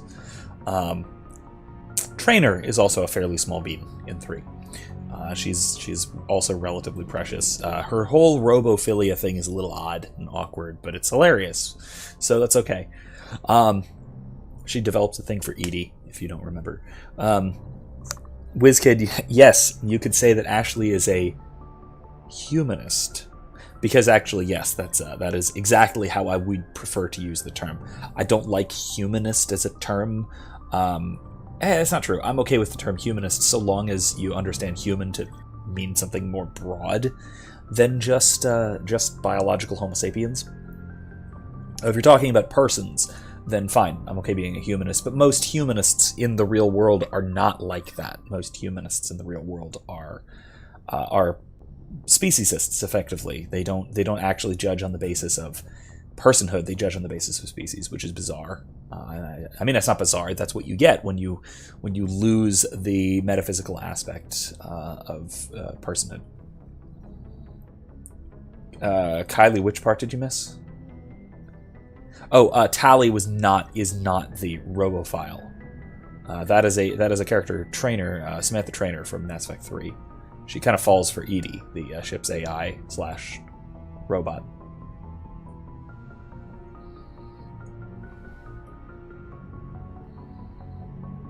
If you are here to talk about Benezia's death, you need not bother. She brought it upon herself. Don't pretend it doesn't bother you. She was your mother. She was. But she was not. I prefer to remember Benezia as she used to be, before she was corrupted by Sovereign's power. The best of your mother lives on in you. Her determination, her intelligence, her strength. That is kind of you to say. I appreciate your concern, but I am fine. Benezia chose her path, just as I have chosen mine. I am with you until the end, Shepard. Maybe we could pick up where we left off. You were telling me about your interest in the Protheans. Actually, I think I was talking about my interest in you, and making a fool of myself in the process. As I said, I am not used to dealing with people, especially humans. I did not really know much about your species when we first met, Shepard. I found it hard to take humanity seriously. Your kind always seemed so rushed and high-strung. We don't have the luxury of time, and Asari can live for 1,000 years. We're lucky if we hit 150. That is true. At first I thought that was a weakness of your species. After spending time with you and your crew, however, I think it may actually be an advantage. You humans are creatures of action. You pursue your goals with an almost indomitable determination. It is an admirable trait, but also an intimidating one. You're scared of us? Unfortunately, the rest of the galaxy sees humanity as something of a bully. You run over anyone in your path to get what you want. It is up to people like you to change their minds, Shepard. Kylie says, "Oh, Liara's making moves." She is absolutely, like I've said before. If you don't do anything, like if you don't romance anyone else, and if you're not specifically mean to Liara, you're automatically in a relationship with Liara. It just sort of happens. It is a nasty tendency in BioWare games that fans typically call ninja-mancing, or something like that.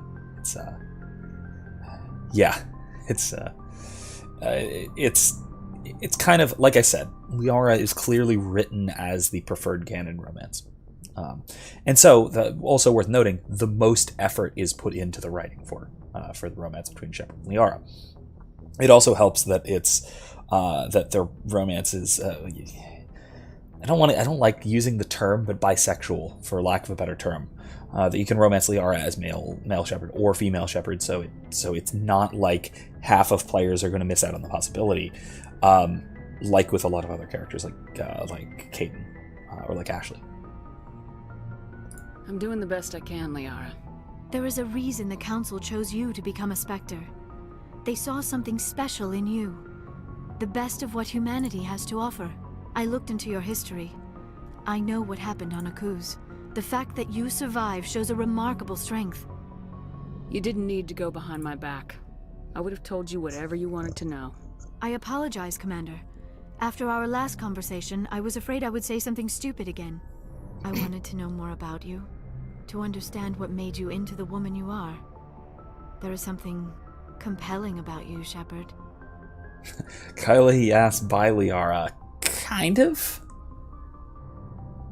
It's more like Asari, because remember, Asari are monogendered. They don't have a concept. They don't have their species, at least. Their culture has developed one, but their species doesn't have an innate concept of gender. So, and their sexual relationships don't have a meaningful place for gender either. So, from the perspective of an Asari, any non-Asari is effectively male from a sexual standpoint, and that's not quite right, but it's close enough. It's close enough to make sense.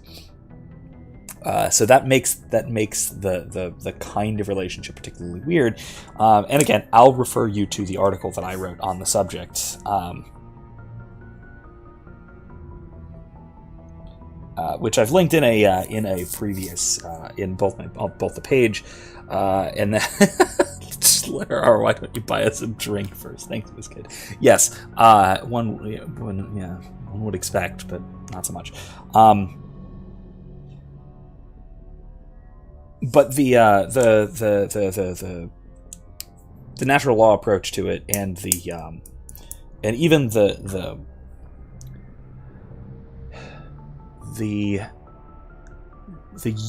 unity aspects of a union between an Asari and another species are relatively unique, and it's a neat kind of setup for a sci-fi species. So WizKid asks, they just are, I'm assuming you mean not male or female. Wait, so how does Asari reproduction work anyway? So basically, I think I can have her explain it, but I'll just give the short version. Basically, an Asari will they join nervous systems through a kind of magic. It's effectively magic. Just go with magic. There's some technobabble to it, but it's basically magic.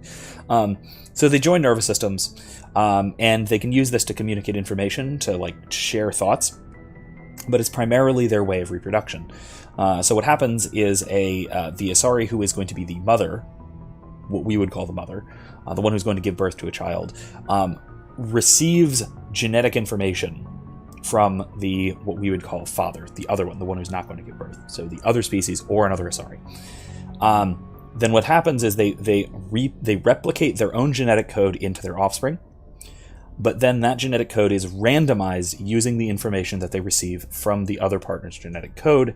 And if that partner is sufficiently different, especially if it's another species, then the randomization can lead to more genetic divergence and can lead to further development of the species, effectively avoiding the equivalent of incest. Right? So it's roughly equivalent to sexual reproduction, because it is technically sexual reproduction. It's not asexual. It's not just cloning or budding or anything like that. It does require a partner, and the partner doesn't provide genetic information, but they provide a basis for the randomization of the genetic information. Right? So the more different that other partner is, genetically speaking, the more the Asari as a species can develop, basically. WizKid asks, does that mean Asari can reproduce with any other species? Any species with a sufficiently advanced nervous system. That's the thing. So it does, as far as I know, it has to be a sapient species, or roughly speaking, sapient species. The least sophisticated alien an Asari has, that we know from the trilogy, that anyone mentions an Asari having a child with, is a Vorcha, who are not particularly sophisticated, but they are sapient. They can talk. They have society. But yeah, so Asari can reproduce with any other species, Asari or not, and their children are completely Asari. They are pure Asari. Let me think. There is an example of an Asari with a non-Asari mother who is a common character in this game in particular. I'm not sure if one comes to mind. I know Benezia's father, so to speak, was not Asari. Liara didn't know who it was, so she didn't say. But Liara's father was an Asari, which they've talked about that before. But then also her father, the other Asari, her father's father was a Krogan. So when they have children, they are pure Asari. It's not like they are, they look half Asari, half Krogan, or half Asari, half Turian, half Asari, half human, or whatever. They're just Asari.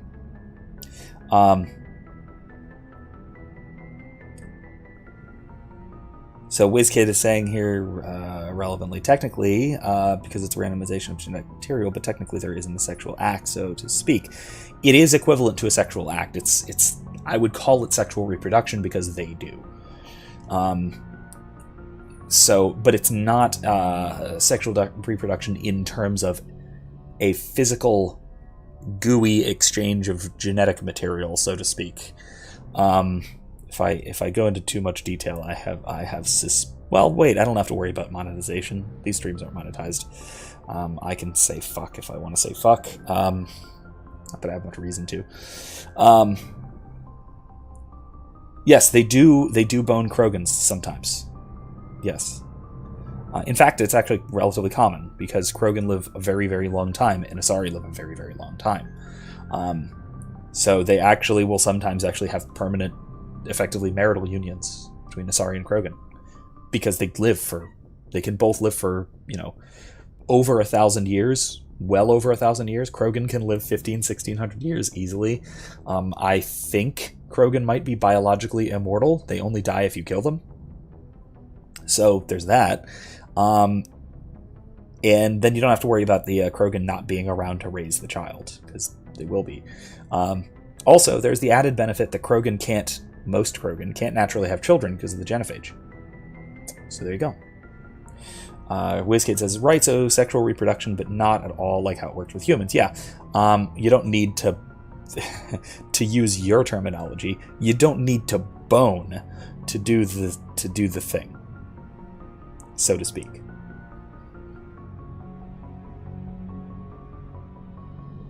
So anyway, they were talking about Shepard and Liara were talking about Shepard being really cool, and how amazing Shepard is, and how enamored Liara is with Shepard, and compliments, and wow, senpai. Are you sure you're interested in me, or is it my visions of the Protheans? I admit, your connection to the Protheans had something to do with my initial interest, but it has grown beyond that. My interest in you, however, is strictly professional. I want to make that clear. It is obvious that you and Lieutenant Alenko already have some type of relationship. I would not want to come between you. See, here we go. Let's have her actually do some of the explaining. That wouldn't happen. I'm only interested in men. We Asari are monogendered, Commander. Male and female do not have any real meaning for us.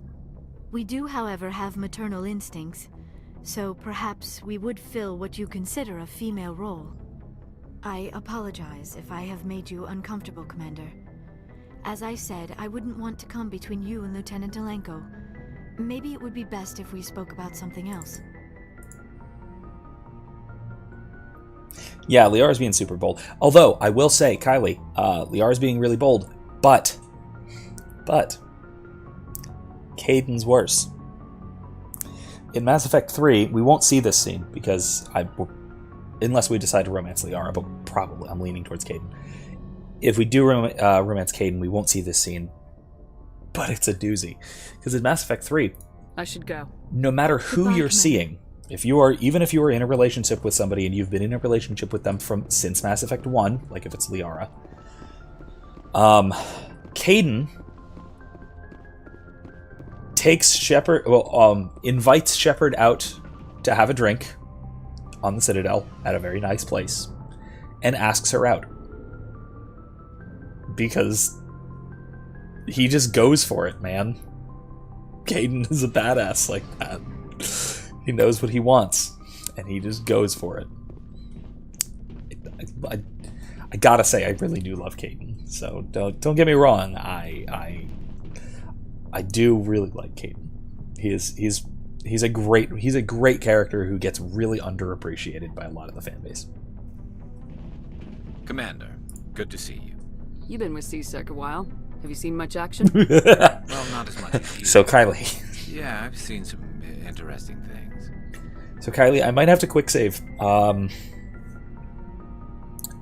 before the conversation starts.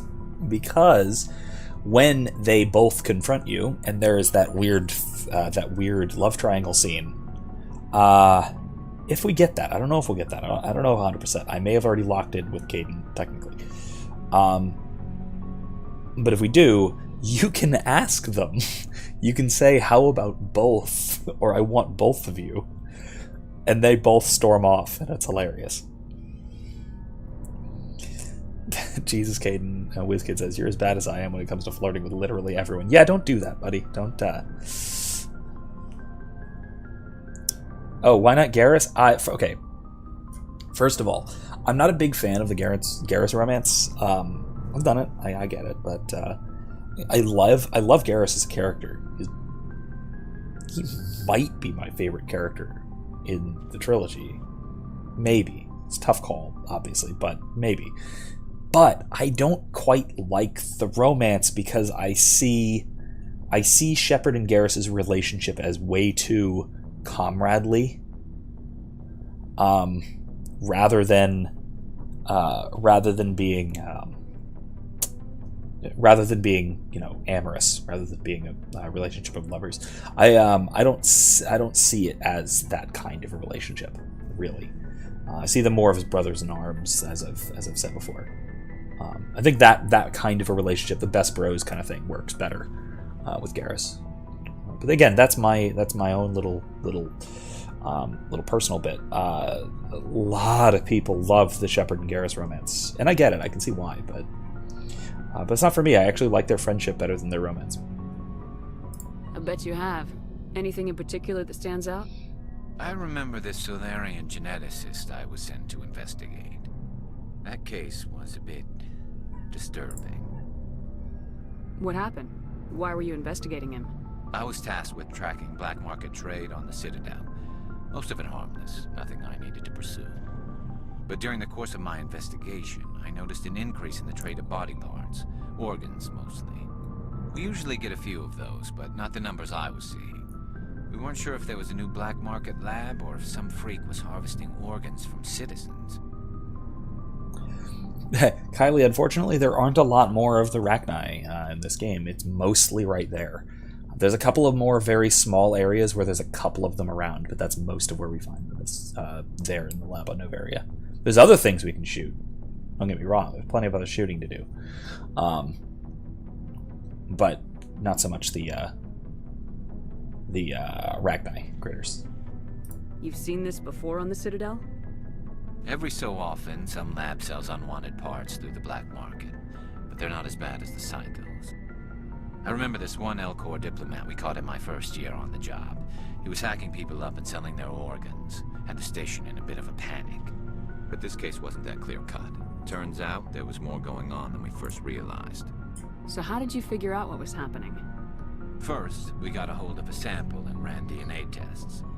The weird thing was, the match led us to a Turian who was still alive and was very convinced he'd never lost his liver. After a bit of digging, I discovered this Turian worked briefly for Dr. Salion, the geneticist. So I went to his lab hoping to find evidence of cloned organ development, but there was nothing. No Silurian hearts, no Turian livers, not one Krogan testicle. You're kidding, right? Why would anyone want Krogan testicles? Some Krogan believe that testicle transplants can increase their virility, counteract the effects of the genophage. It doesn't work, but that doesn't stop them from buying. They'll pay up to 10,000 credits each. That's 40,000 for a full set. Somebody's making a killing out there. Krogan have 4 testicles, in case you didn't catch that. Garrus isn't that cute. I think it's the voice. I think the voice is what attracts most people to him. What'd you do about the geneticist? I brought in some of his employees for interrogation, to see if I could get them to talk. While I was interviewing one of them, I came across something suspicious. Yeah? Go on. One of my detainees started bleeding profusely during the interview. We offered to patch him up and he got frantic, freaked out.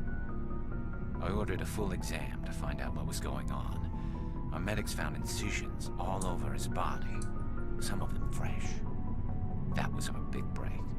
These people weren't just Dr. Salion's employees. They were test tubes. Walking, living test tubes. He was growing parts inside these people? Exactly.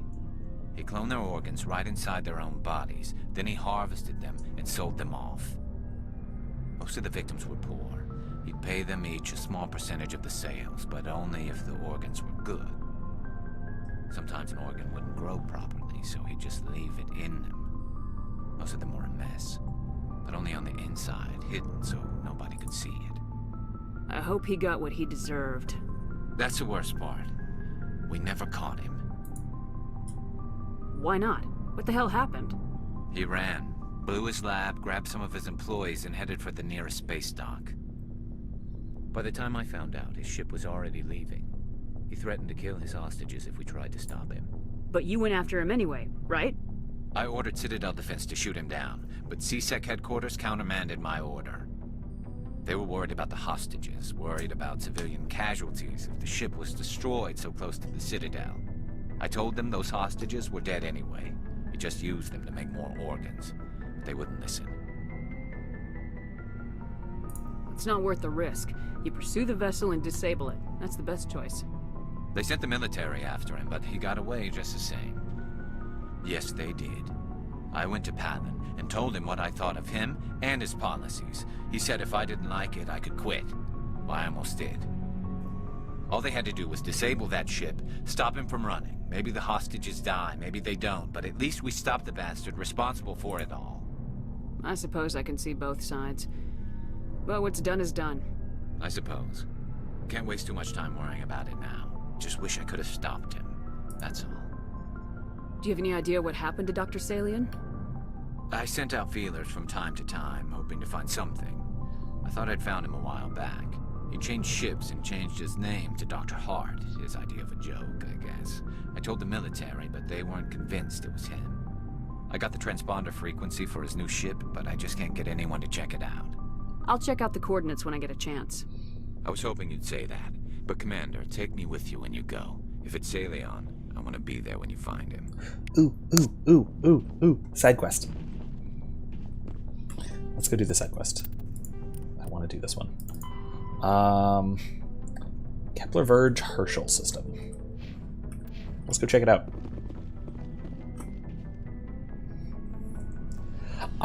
Honestly, there are so many spin-off games that would be amazing in the Mass Effect universe. A Grand Theft Oregon or Grand Theft Oregon San An Citadel. Yeah, I dig it. Anything like that, like I would love like an open world GTA kind of style game set on the Citadel. Just branch out. I mean, the Mass Effect universe is so friggin' massive that you can do that sort of thing. Let me save first. It's been a little while. Just in case. Kepler Verge. I forget what system, but I'll find it.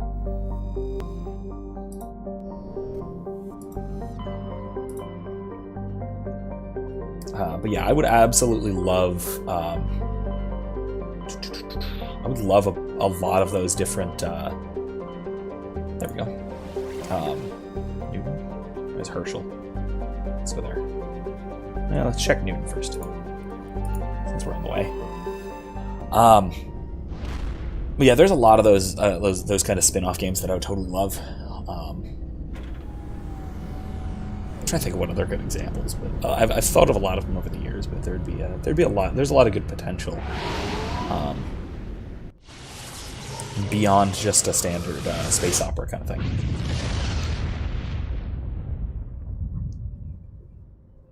Message coming in. Patching it through. I've received some information I thought you'd want to see, Commander. Someone is killing former Alliance scientists. There have been 4 deaths in the past month. I'm happy to look into it, Admiral. What can you tell me? We found a connection between the scientists and you. They all worked on a classified project several years ago, on a cruise. A cruise? I lost my whole unit there. You're saying that our scientists were involved? I can't get any information on what they were working on. The project records were sealed. Commander, Shepard, What you do with this is up to you. I just thought you'd want to know. There was one other scientist on the project, Dr. Wayne. I'm transmitting his last known coordinates. Good luck. Fifth Fleet out. Alright then. This is going to be fun. Imagine a... WizKid says, imagine a No Man's Sky style Mass Effect game. I can absolutely imagine that, and I would absolutely love that kind of thing. That would be spectacular. I've been putting way too much time into No Man's Sky off stream lately, and because I love that sort of game, a really grindy kind of exploration type thing. And my favorite part about it is the exploration. It's just seeing new things, just jumping around and seeing new things, and that kind of thing would just be so spectacular in a setting like Mass Effect. Here we go, Antaram. This is it. I think this is where we're going. And, unfortunately, the orbit of the moon, Thonal, has been slowly decaying since the system coalesced. Its proximity is beginning to have tidal effects. Its dynamo-like revolution through Antaram's magnetic field is generating increasingly powerful electrical storms.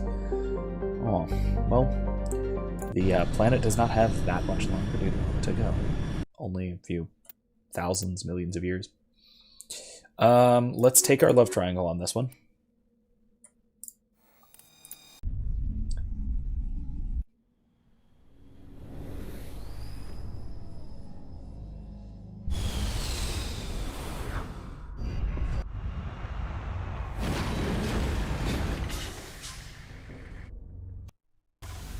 Alright.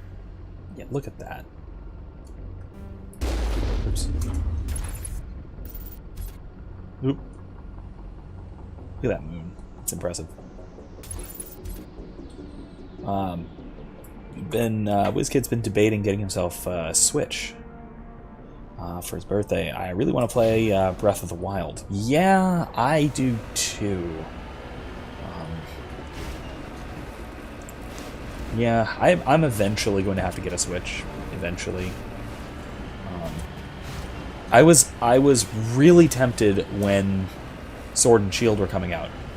But then I heard Pokemon Sword and Shield, if you're not sure. But eventually I just kind of, once the news came out that it was not doing so hot, I decided against it right at that moment. Might hold out for something else. Breath of the Wild is on the list. Super Mario Odyssey, I still really want to play. Honestly, the new Smash Brothers, because I always love Super Smash Brothers. Hey look, bugs. Oops, I ran someone over.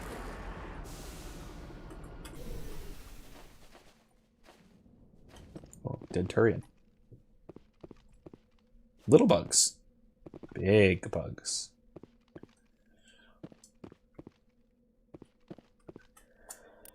Turian corpse.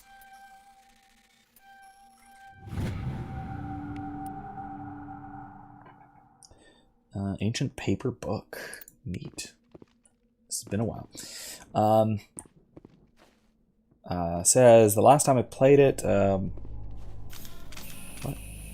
No, I don't want to fight the bugs. All clear. Fine, don't worry. Last time I played it at a friend's, I played until 5 in the morning and only barely made myself go to sleep. Yeah, that sounds about like the kind of game that I always suspected Breath of the Wild is. There's a lot of games that I will just do that. What was the more recent ones? I mean, I've done it with No Man's Sky. I've completely forgotten to go to sleep playing No Man's Sky. I've done it with Mass Effect Andromeda as well.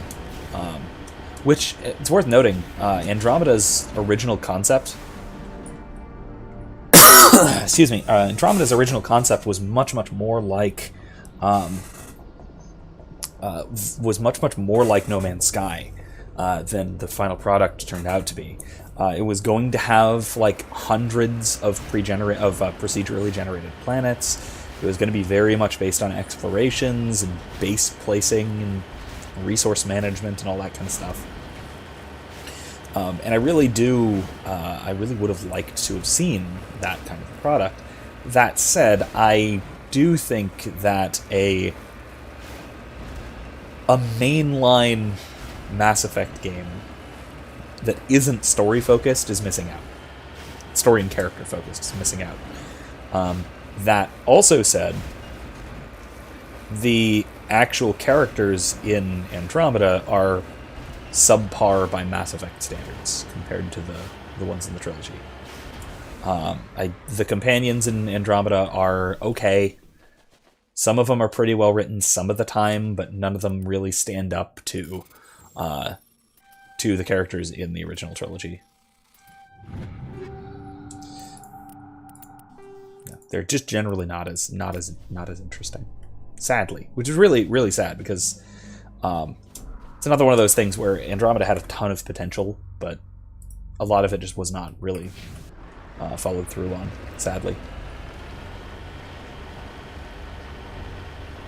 I don't need to fight the bugs, but I need to fight something over here. Oh, hey. People. With guns. Got some more.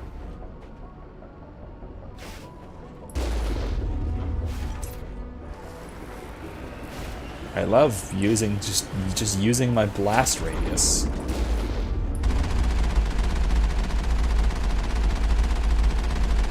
Off the edge.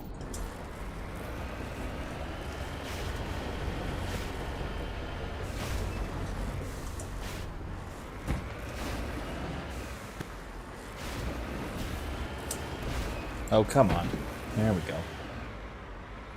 What is that? A turret down there or something?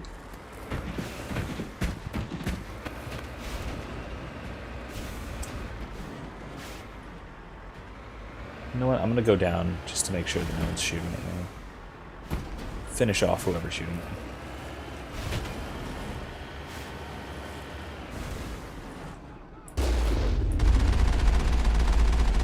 There.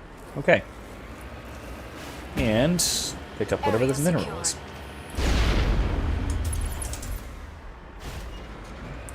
Anyway. Yeah, I love the big boom cannon on the Mako. I actually just generally really like the Mako. It also gets a bad reputation because it's weird handling, but the weird handling is half of the fun. Like scaling vertical cliffs and that kind of thing. It's just neat. Like a horse in Skyrim. That said, I do really... that's actually another thing about... that Andromeda did spectacularly well was the vehicle. The Nomad is like a Mako, but it's like the Mako. It got all the good, nice things from the Mako, except for the big boom cannon. But the handling is just so much better.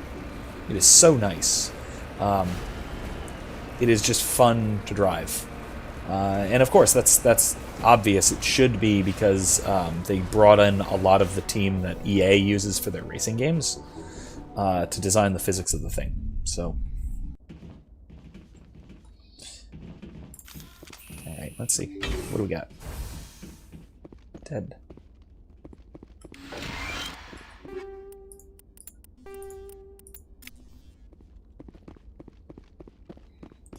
I will say, Kylie, not so much like Red Dead. The horses in Red Dead actually obey something like physics and biology, unlike the horses in Skyrim, because they're not really the focus of the game, and it's an older game. The horses in Skyrim basically can do whatever the hell you want them to do. They can climb vertical cliffs with ease and all sorts of madness. Fine. Enemies everywhere! Hold the line! Go, go, go! Go, go, go! Go, go, go! Go, go, go, go, go, go! Go, go, go, go, go!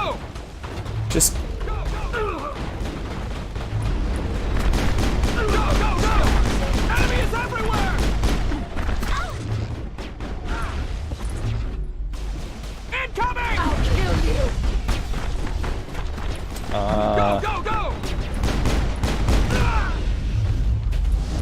this is quite a fight that I was not expecting. And a Krogan. Go, go, go! Hold the line! Go, go, go! Take cover!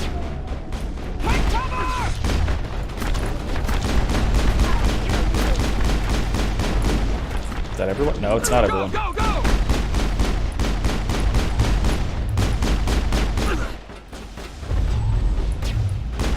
I love biotics so much. Whew. Oh, there we go. All targets eliminated. Alright, we're done. In here. There might be more in the next room. But, yeah, I think that's it. Alright. So I think these were the mercenaries guarding those doctors, those scientists, who were presumably partially responsible for Shepard losing her entire squadron on a cruise to a Thresher Maw, I think, if I remember right. Yeah, let me jump.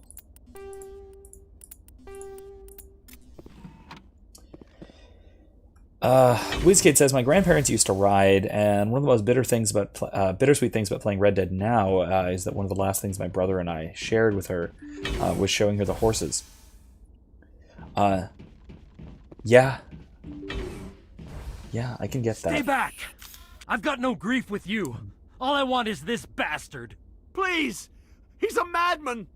Mr. Toombs, you're insane! You need help! Shut up!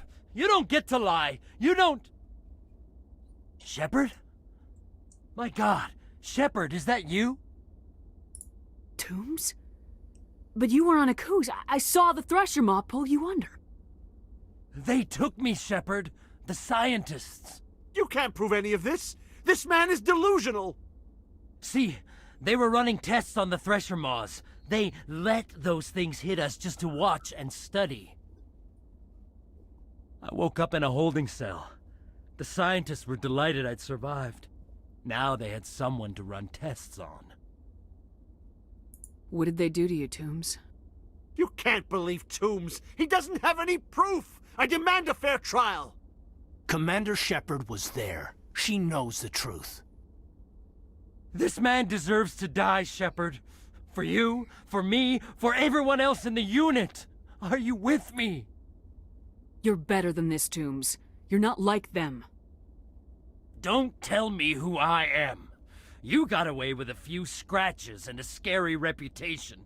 The rest of the unit died, and I was tortured for years, Shepard. You can't judge me. You don't have the right. WizKid says, I miss Grandma. Even if she was a crotchety old woman and mean sometimes, we were still close, and I miss her. Yeah, I definitely understand that. Yeah, my grandmother died last year. Oh wow, a year and a half ago now, I guess. Yeah, we were always really close, and that's always rough. But yeah, something to remind you of the good times is always good, you know. I mean, always good, even if it can be a little bit, like you said, bittersweet in the moment. But I think overall, long run, overall, I think it's good. We swore an oath when we put on this uniform. Would our unit want revenge or justice? Hadn't thought of it like that. Okay. I'm no murderer. They couldn't make me one. Just as long as he goes to trial. Maybe the screaming will stop now. I don't know. Those bastards can't hurt you anymore. Joker, tell the 5th Fleet we need a ship for pickup. Aye, aye, Commander. Toombs stares morosely at the floor, lost in his memories. You give the scientist a shove towards the door. Your mission's complete. The Alliance courts will take it from here.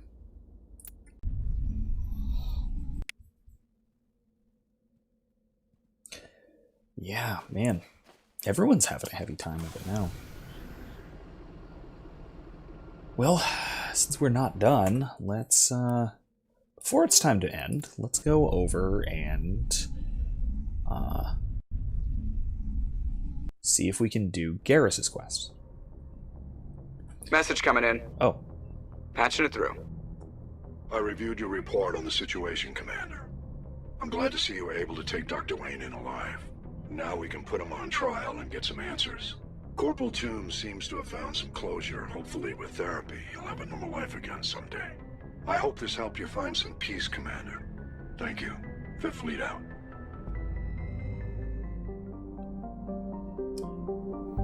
Yeah. Man, that was rough. That was a rough one. It's getting heavy in here.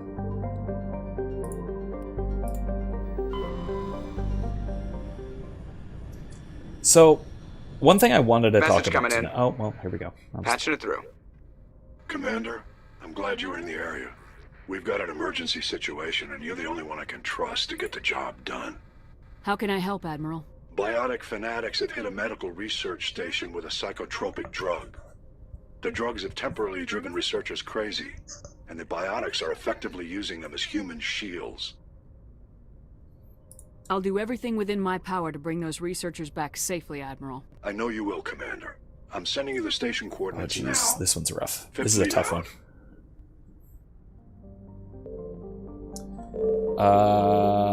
So let's do that one if we can find it really quick. Anyway, like I was saying, now that we only have a half an hour left on the stream for me to talk about this, like this happened before on my second stream, I really wanted to talk about this symbolic feminine story structure thing that I've been on about now for ages. Is it here? No. I guess that's weird. I don't know where the darn thing is, but Hackett wants me to go somewhere weird. I guess I'll have to do that later. So we'll do the Garrus thing for right now.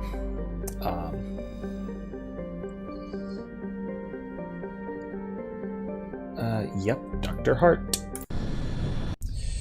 I guess we are doing Garrus.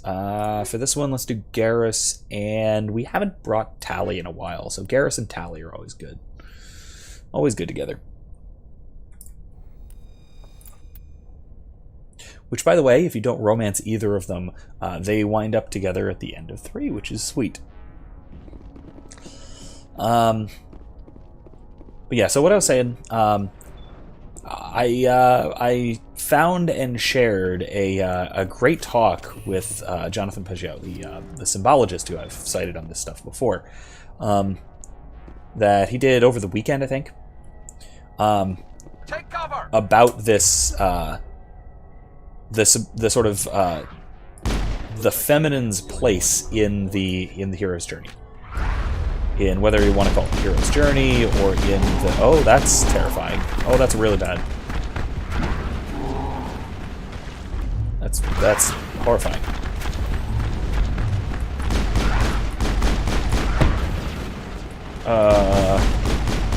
Okay, this is terrifying. Just die. Please die. Where'd they go? Where'd they come?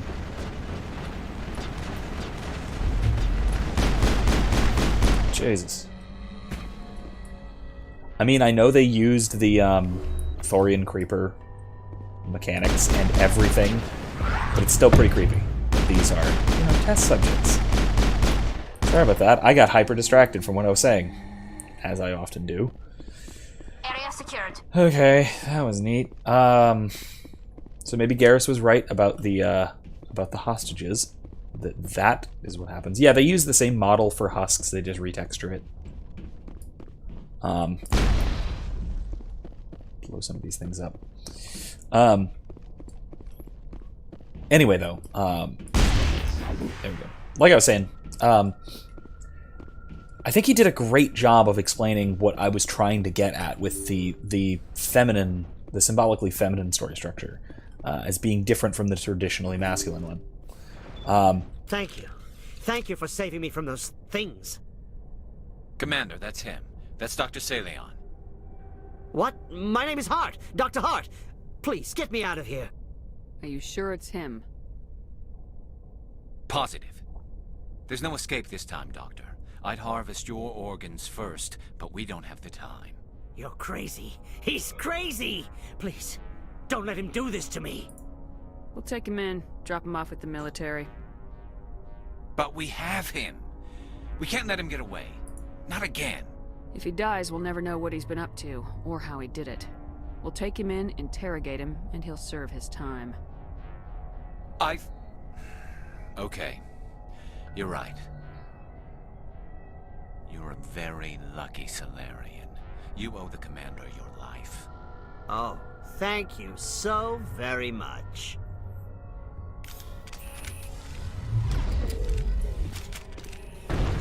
And so he dies anyway. What was the point of that? Did he just go blow himself up? I think he went and blew himself up. You can't predict how people will act, Garrus, but you can control how you'll respond.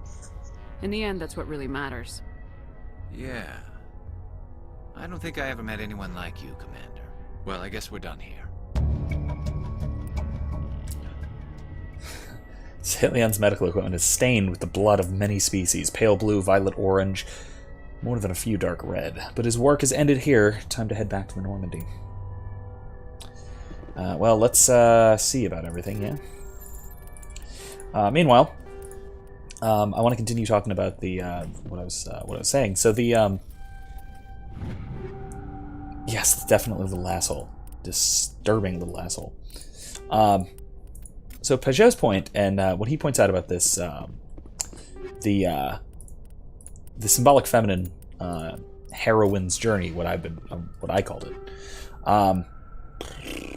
Do I need those? I'll take them just in case.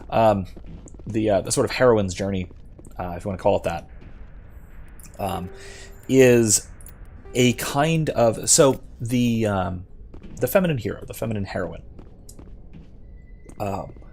does not have the same hero's journey that the traditional sort of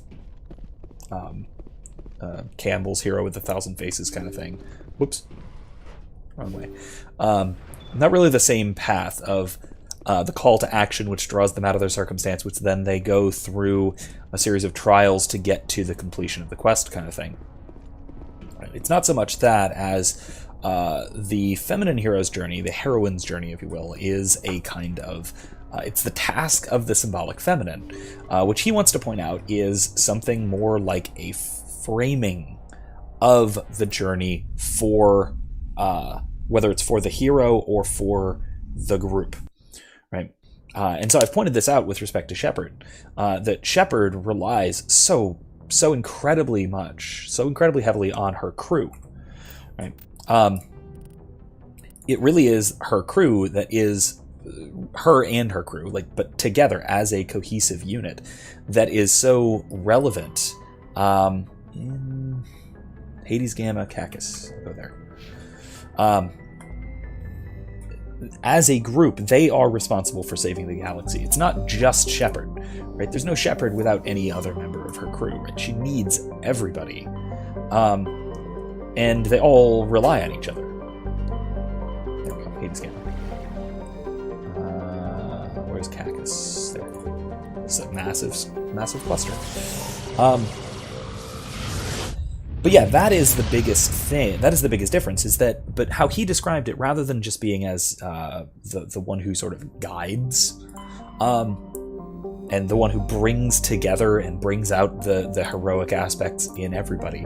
How Jonathan describes it, when I think he's right here, that's where we're going, so I'll come back to it, is that the feminine heroine, or the symbolic feminine, rather than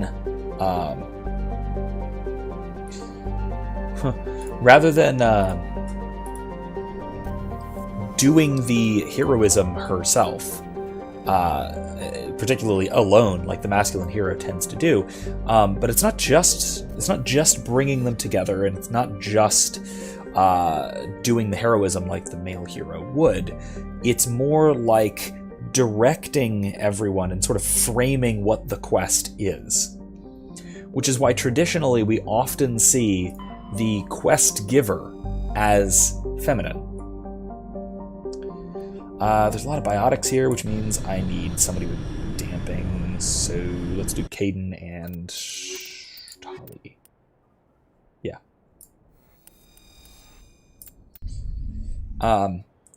So WizKid says, like how Native American women were the traditional peacekeepers between various tribes. To an extent, yes, but more specifically than that, think about the best analogy for this, the best connection that Jonathan pointed out was the wedding at Cana. So if you think back to the story in the Gospels, Jesus is about to start his earthly ministry. And so we know that he is going to perform a miracle and that he is going to begin his earthly ministry, and it's going to begin him along his path to his death. To his death and the redemption, the resurrection, all of this, right? But it's Mary who represents the sacred feminine, if you want to call it that. It's, maybe symbolically inappropriate, but more or less the sacred feminine. But it's his mother, Mary, who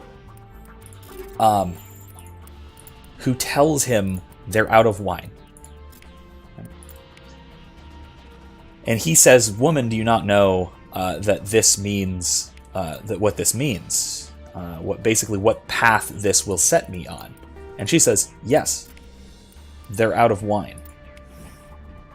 She doesn't just say, "Yes, now go to your death," or anything like that. She doesn't say, "Yes, now do what you came here to do," or do what you know that you were that God sent, your father sent you for, or whatever, right? And nothing like that. No.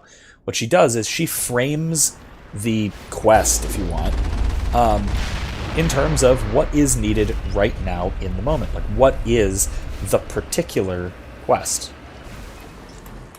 And so Mary, representing the feminine, is the one who sets the frame of what is to be done, and puts together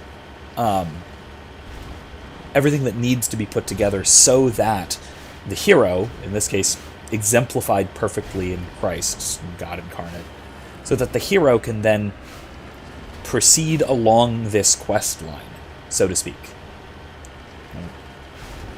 And so it's the feminine which orients, which frames, which lays out the quest, and which makes the quest achievable by bringing together what is needed for the quest and putting the quest in the right, how do I put it? Not in the right circumstances, but in the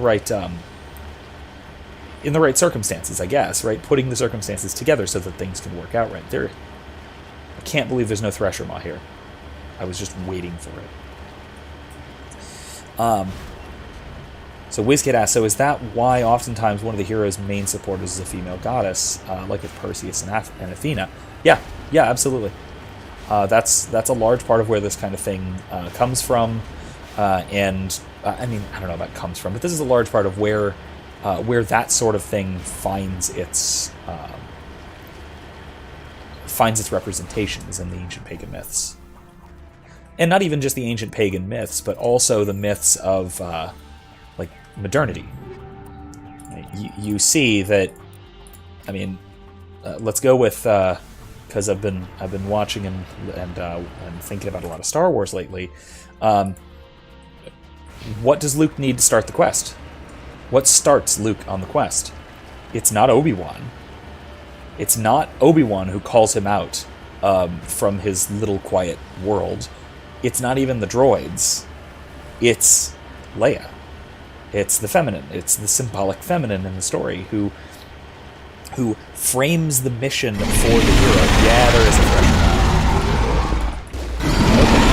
Yep. Alright. I died. What the hell? It belched acid on me.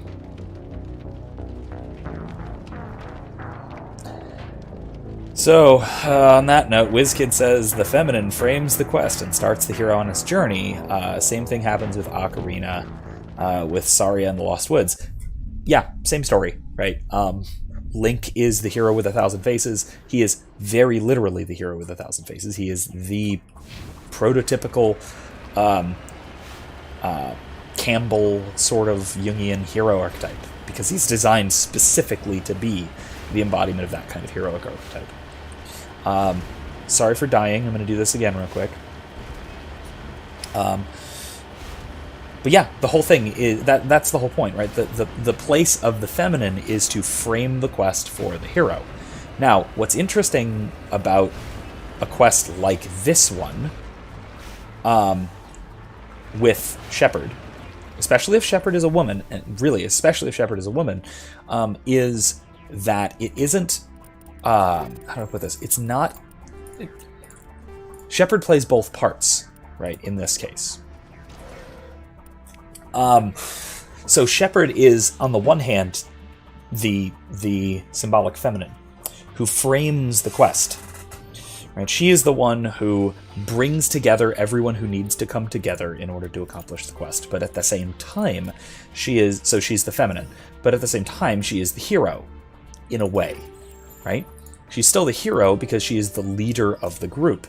So it brings together the symbolic structures of both, which to me is, yeah. And so you say, WizKid, Shepard isn't the hero, the crew is. Yes. I mean, Shepard isn't even the Shepard, right? I mean, well, actually, it's in the name, right? Shepard is the Shepard. She's the one who brings together the crew who saves the galaxy. It's in the name. Of course it is. Why would it not be? How could it be anything other than that? The symbolism of it is right on the tin, right? It's painfully obvious. The crew is everybody, including Shepard. Now, Shepard is no small part of the heroism. Even the direct masculine-style heroism, Shepard takes part, obviously. But that's not the, let's say, the symbolically important part. That's not the role that Shepard is there to play. That's not the role that without which everything couldn't have happened, right? Shepard isn't a hero because she's a better shot than anyone. Shepard isn't needed to save the galaxy because she's the one who can personally go kick Sovereign in the face, right? No, she can't. She's a human. She's, 6 feet tall and a badass, but not like, she's not Superman or Wonder Woman or anything like that. No, she is, she's a leader. She is, a Shepard, as one might think. Which is, again, why I really, absolutely think that Shepard, in terms of the structure, the story structure of the game, Shepard should absolutely 100% be a woman rather than a man. And it's I will admit, in part, it's because I think Jennifer Hale's voice acting is much better than Mark Mears, and that isn't to disparage Mark Mears because he's phenomenal. But at the same time, Jennifer Hale is one of the best voice actors in general of our generation. Close contest with the likes of James Arnold Taylor. I would say Patrick Warburton, but he's super typecast, so even him not so much. But anyway, yeah, that's a side issue. WizKid says she's the hero, but not the main hero. Well, I wouldn't say that. She is the main hero. Right? She is the main hero. It's just she's not the only hero. She isn't the only part of the hero. You say, unlike Link, who is literally the hero of time, yeah, generation to generation, I should add, chosen by the Triforce, well, chosen by the goddess, chosen by the goddesses, depending on which version you're looking at, whether it's Hylia or that's not good. Whether it's Hylia or the three golden goddesses, depending on which part of the timeline you're in. But yeah, he is the chosen hero, the single chosen hero. Great Ellis. She plays as that's the girl who plays Azula, right? Or is that somebody else? I don't remember. But yeah, I honestly, Jennifer Hale she doesn't do voices like some really talented voice actors do. but she can do a lot of different roles, and she can do them really spectacularly well. But yeah, no, she's like, for example, she is because I just finished Avatar this week, Avatar: The Last Airbender. She is both Avatar Kyoshi and June, the hunter girl with the mole lizard thing with the tongue.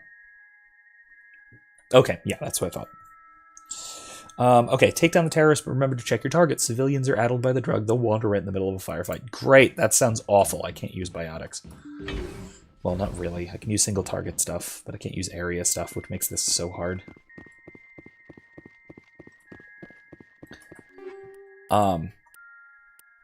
Yeah, but Great Elise is good. But again, I feel like she is a little bit typecast.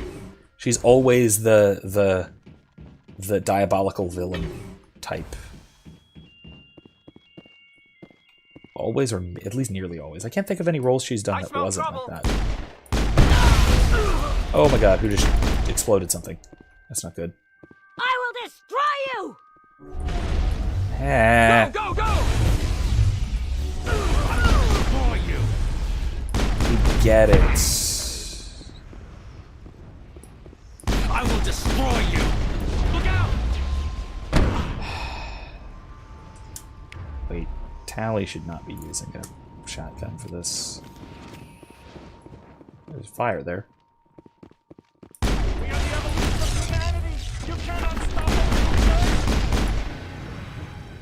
I think that's everyone.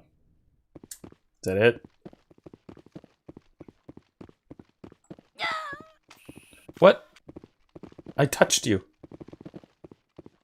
Oh no.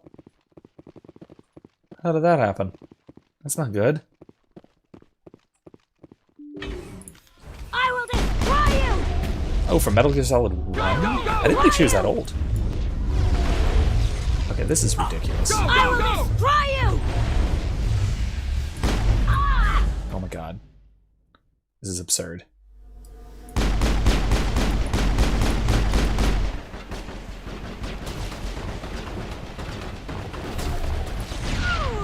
Oh god.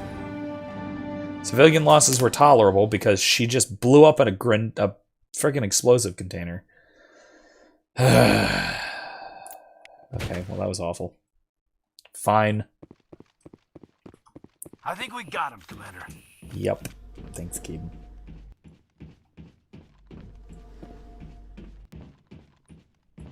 Anyway, that was ridiculous. Like I said, that's a really hard one for me. I'm not very good at this one, but it's rough. Anyway, but yeah, I think that is that, and your your caps lock responses to this revelation were exactly how I was feeling when I watched that. Like I said, I will definitely put a link to that in the description once when the stream is done. You can also check out the Facebook page. I posted it. I think it was Monday. I think this is when I saw it and shared it. I shared a link to the interview that he did. The first half or so was about this topic. And it is spectacular, and the interviewees' minds were just as blown as yours were, and mine was as well at the time. It is it's a hell of a thing. Wait a second. Wait. Who is Bastila?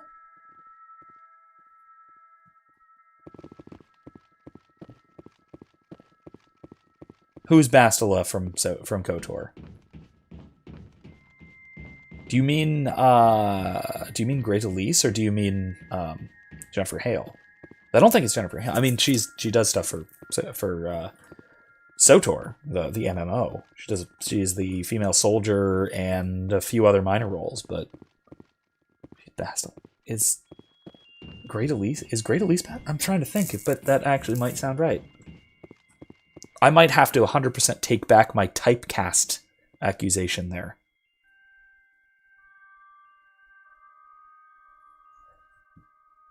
Man, my mind is as blown as yours was a second ago, because I think you're right. I didn't realize that, but... Oh, Jennifer Hale is Bastila. Okay. That seems a little bit closer to right, but still a pretty stark difference to a lot of her other roles. Oh yeah, that's right, because she's Satil Shan too in SWTOR. That's right. Okay. Yeah. Gotcha. But yeah, that's... I keep saying, yeah, she is one of the best voice actors there is working today. If you haven't heard of him, James Arnold Taylor is probably the best. He does the voice for Obi-Wan and Plo Koon in Clone Wars, among lots of other things, and he does such a lot of good work. But yeah. Anyway, so I think that's about all we have time for. It's close to midnight, so I think we're gonna wrap it around here. Next time we will do we'll go back and check on the Citadel, and we might get to. We're probably gonna do some more side quests and things, but we might wind up getting to Vermeer. And if you know what happens there, then you know what happens there. If you don't, expect it to go a little bit rough. Story-wise, it gets tough there. It gets nasty. Gets pretty intense. So anyway, with that, I guess that's all for tonight. I'm glad we got to at least talk a little bit about the symbolic feminine and the kind of story structure. I am going to put a link to that as well.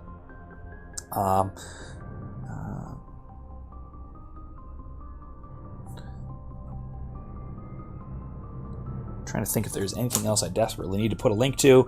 That's all I can really think of. I am going to postpone the other thing that I was saying I wanted to talk about, which was the reading group. I did want to talk about the reading group and having to do with SCOTUS, possibly the implications for his theory for praxeology, so the science of human action, because there are some fascinating implications there. If you haven't caught up yet, the next... you should do so soon. The next one is recorded and is going to be out tomorrow. So that'll be the first 3 sections of our reading group of SCOTUS's commentary on the metaphysics. So that'll be there tomorrow. We'll probably talk about that some tomorrow night when we're playing Red Dead. So hopefully see you all then. Have a good night, everybody.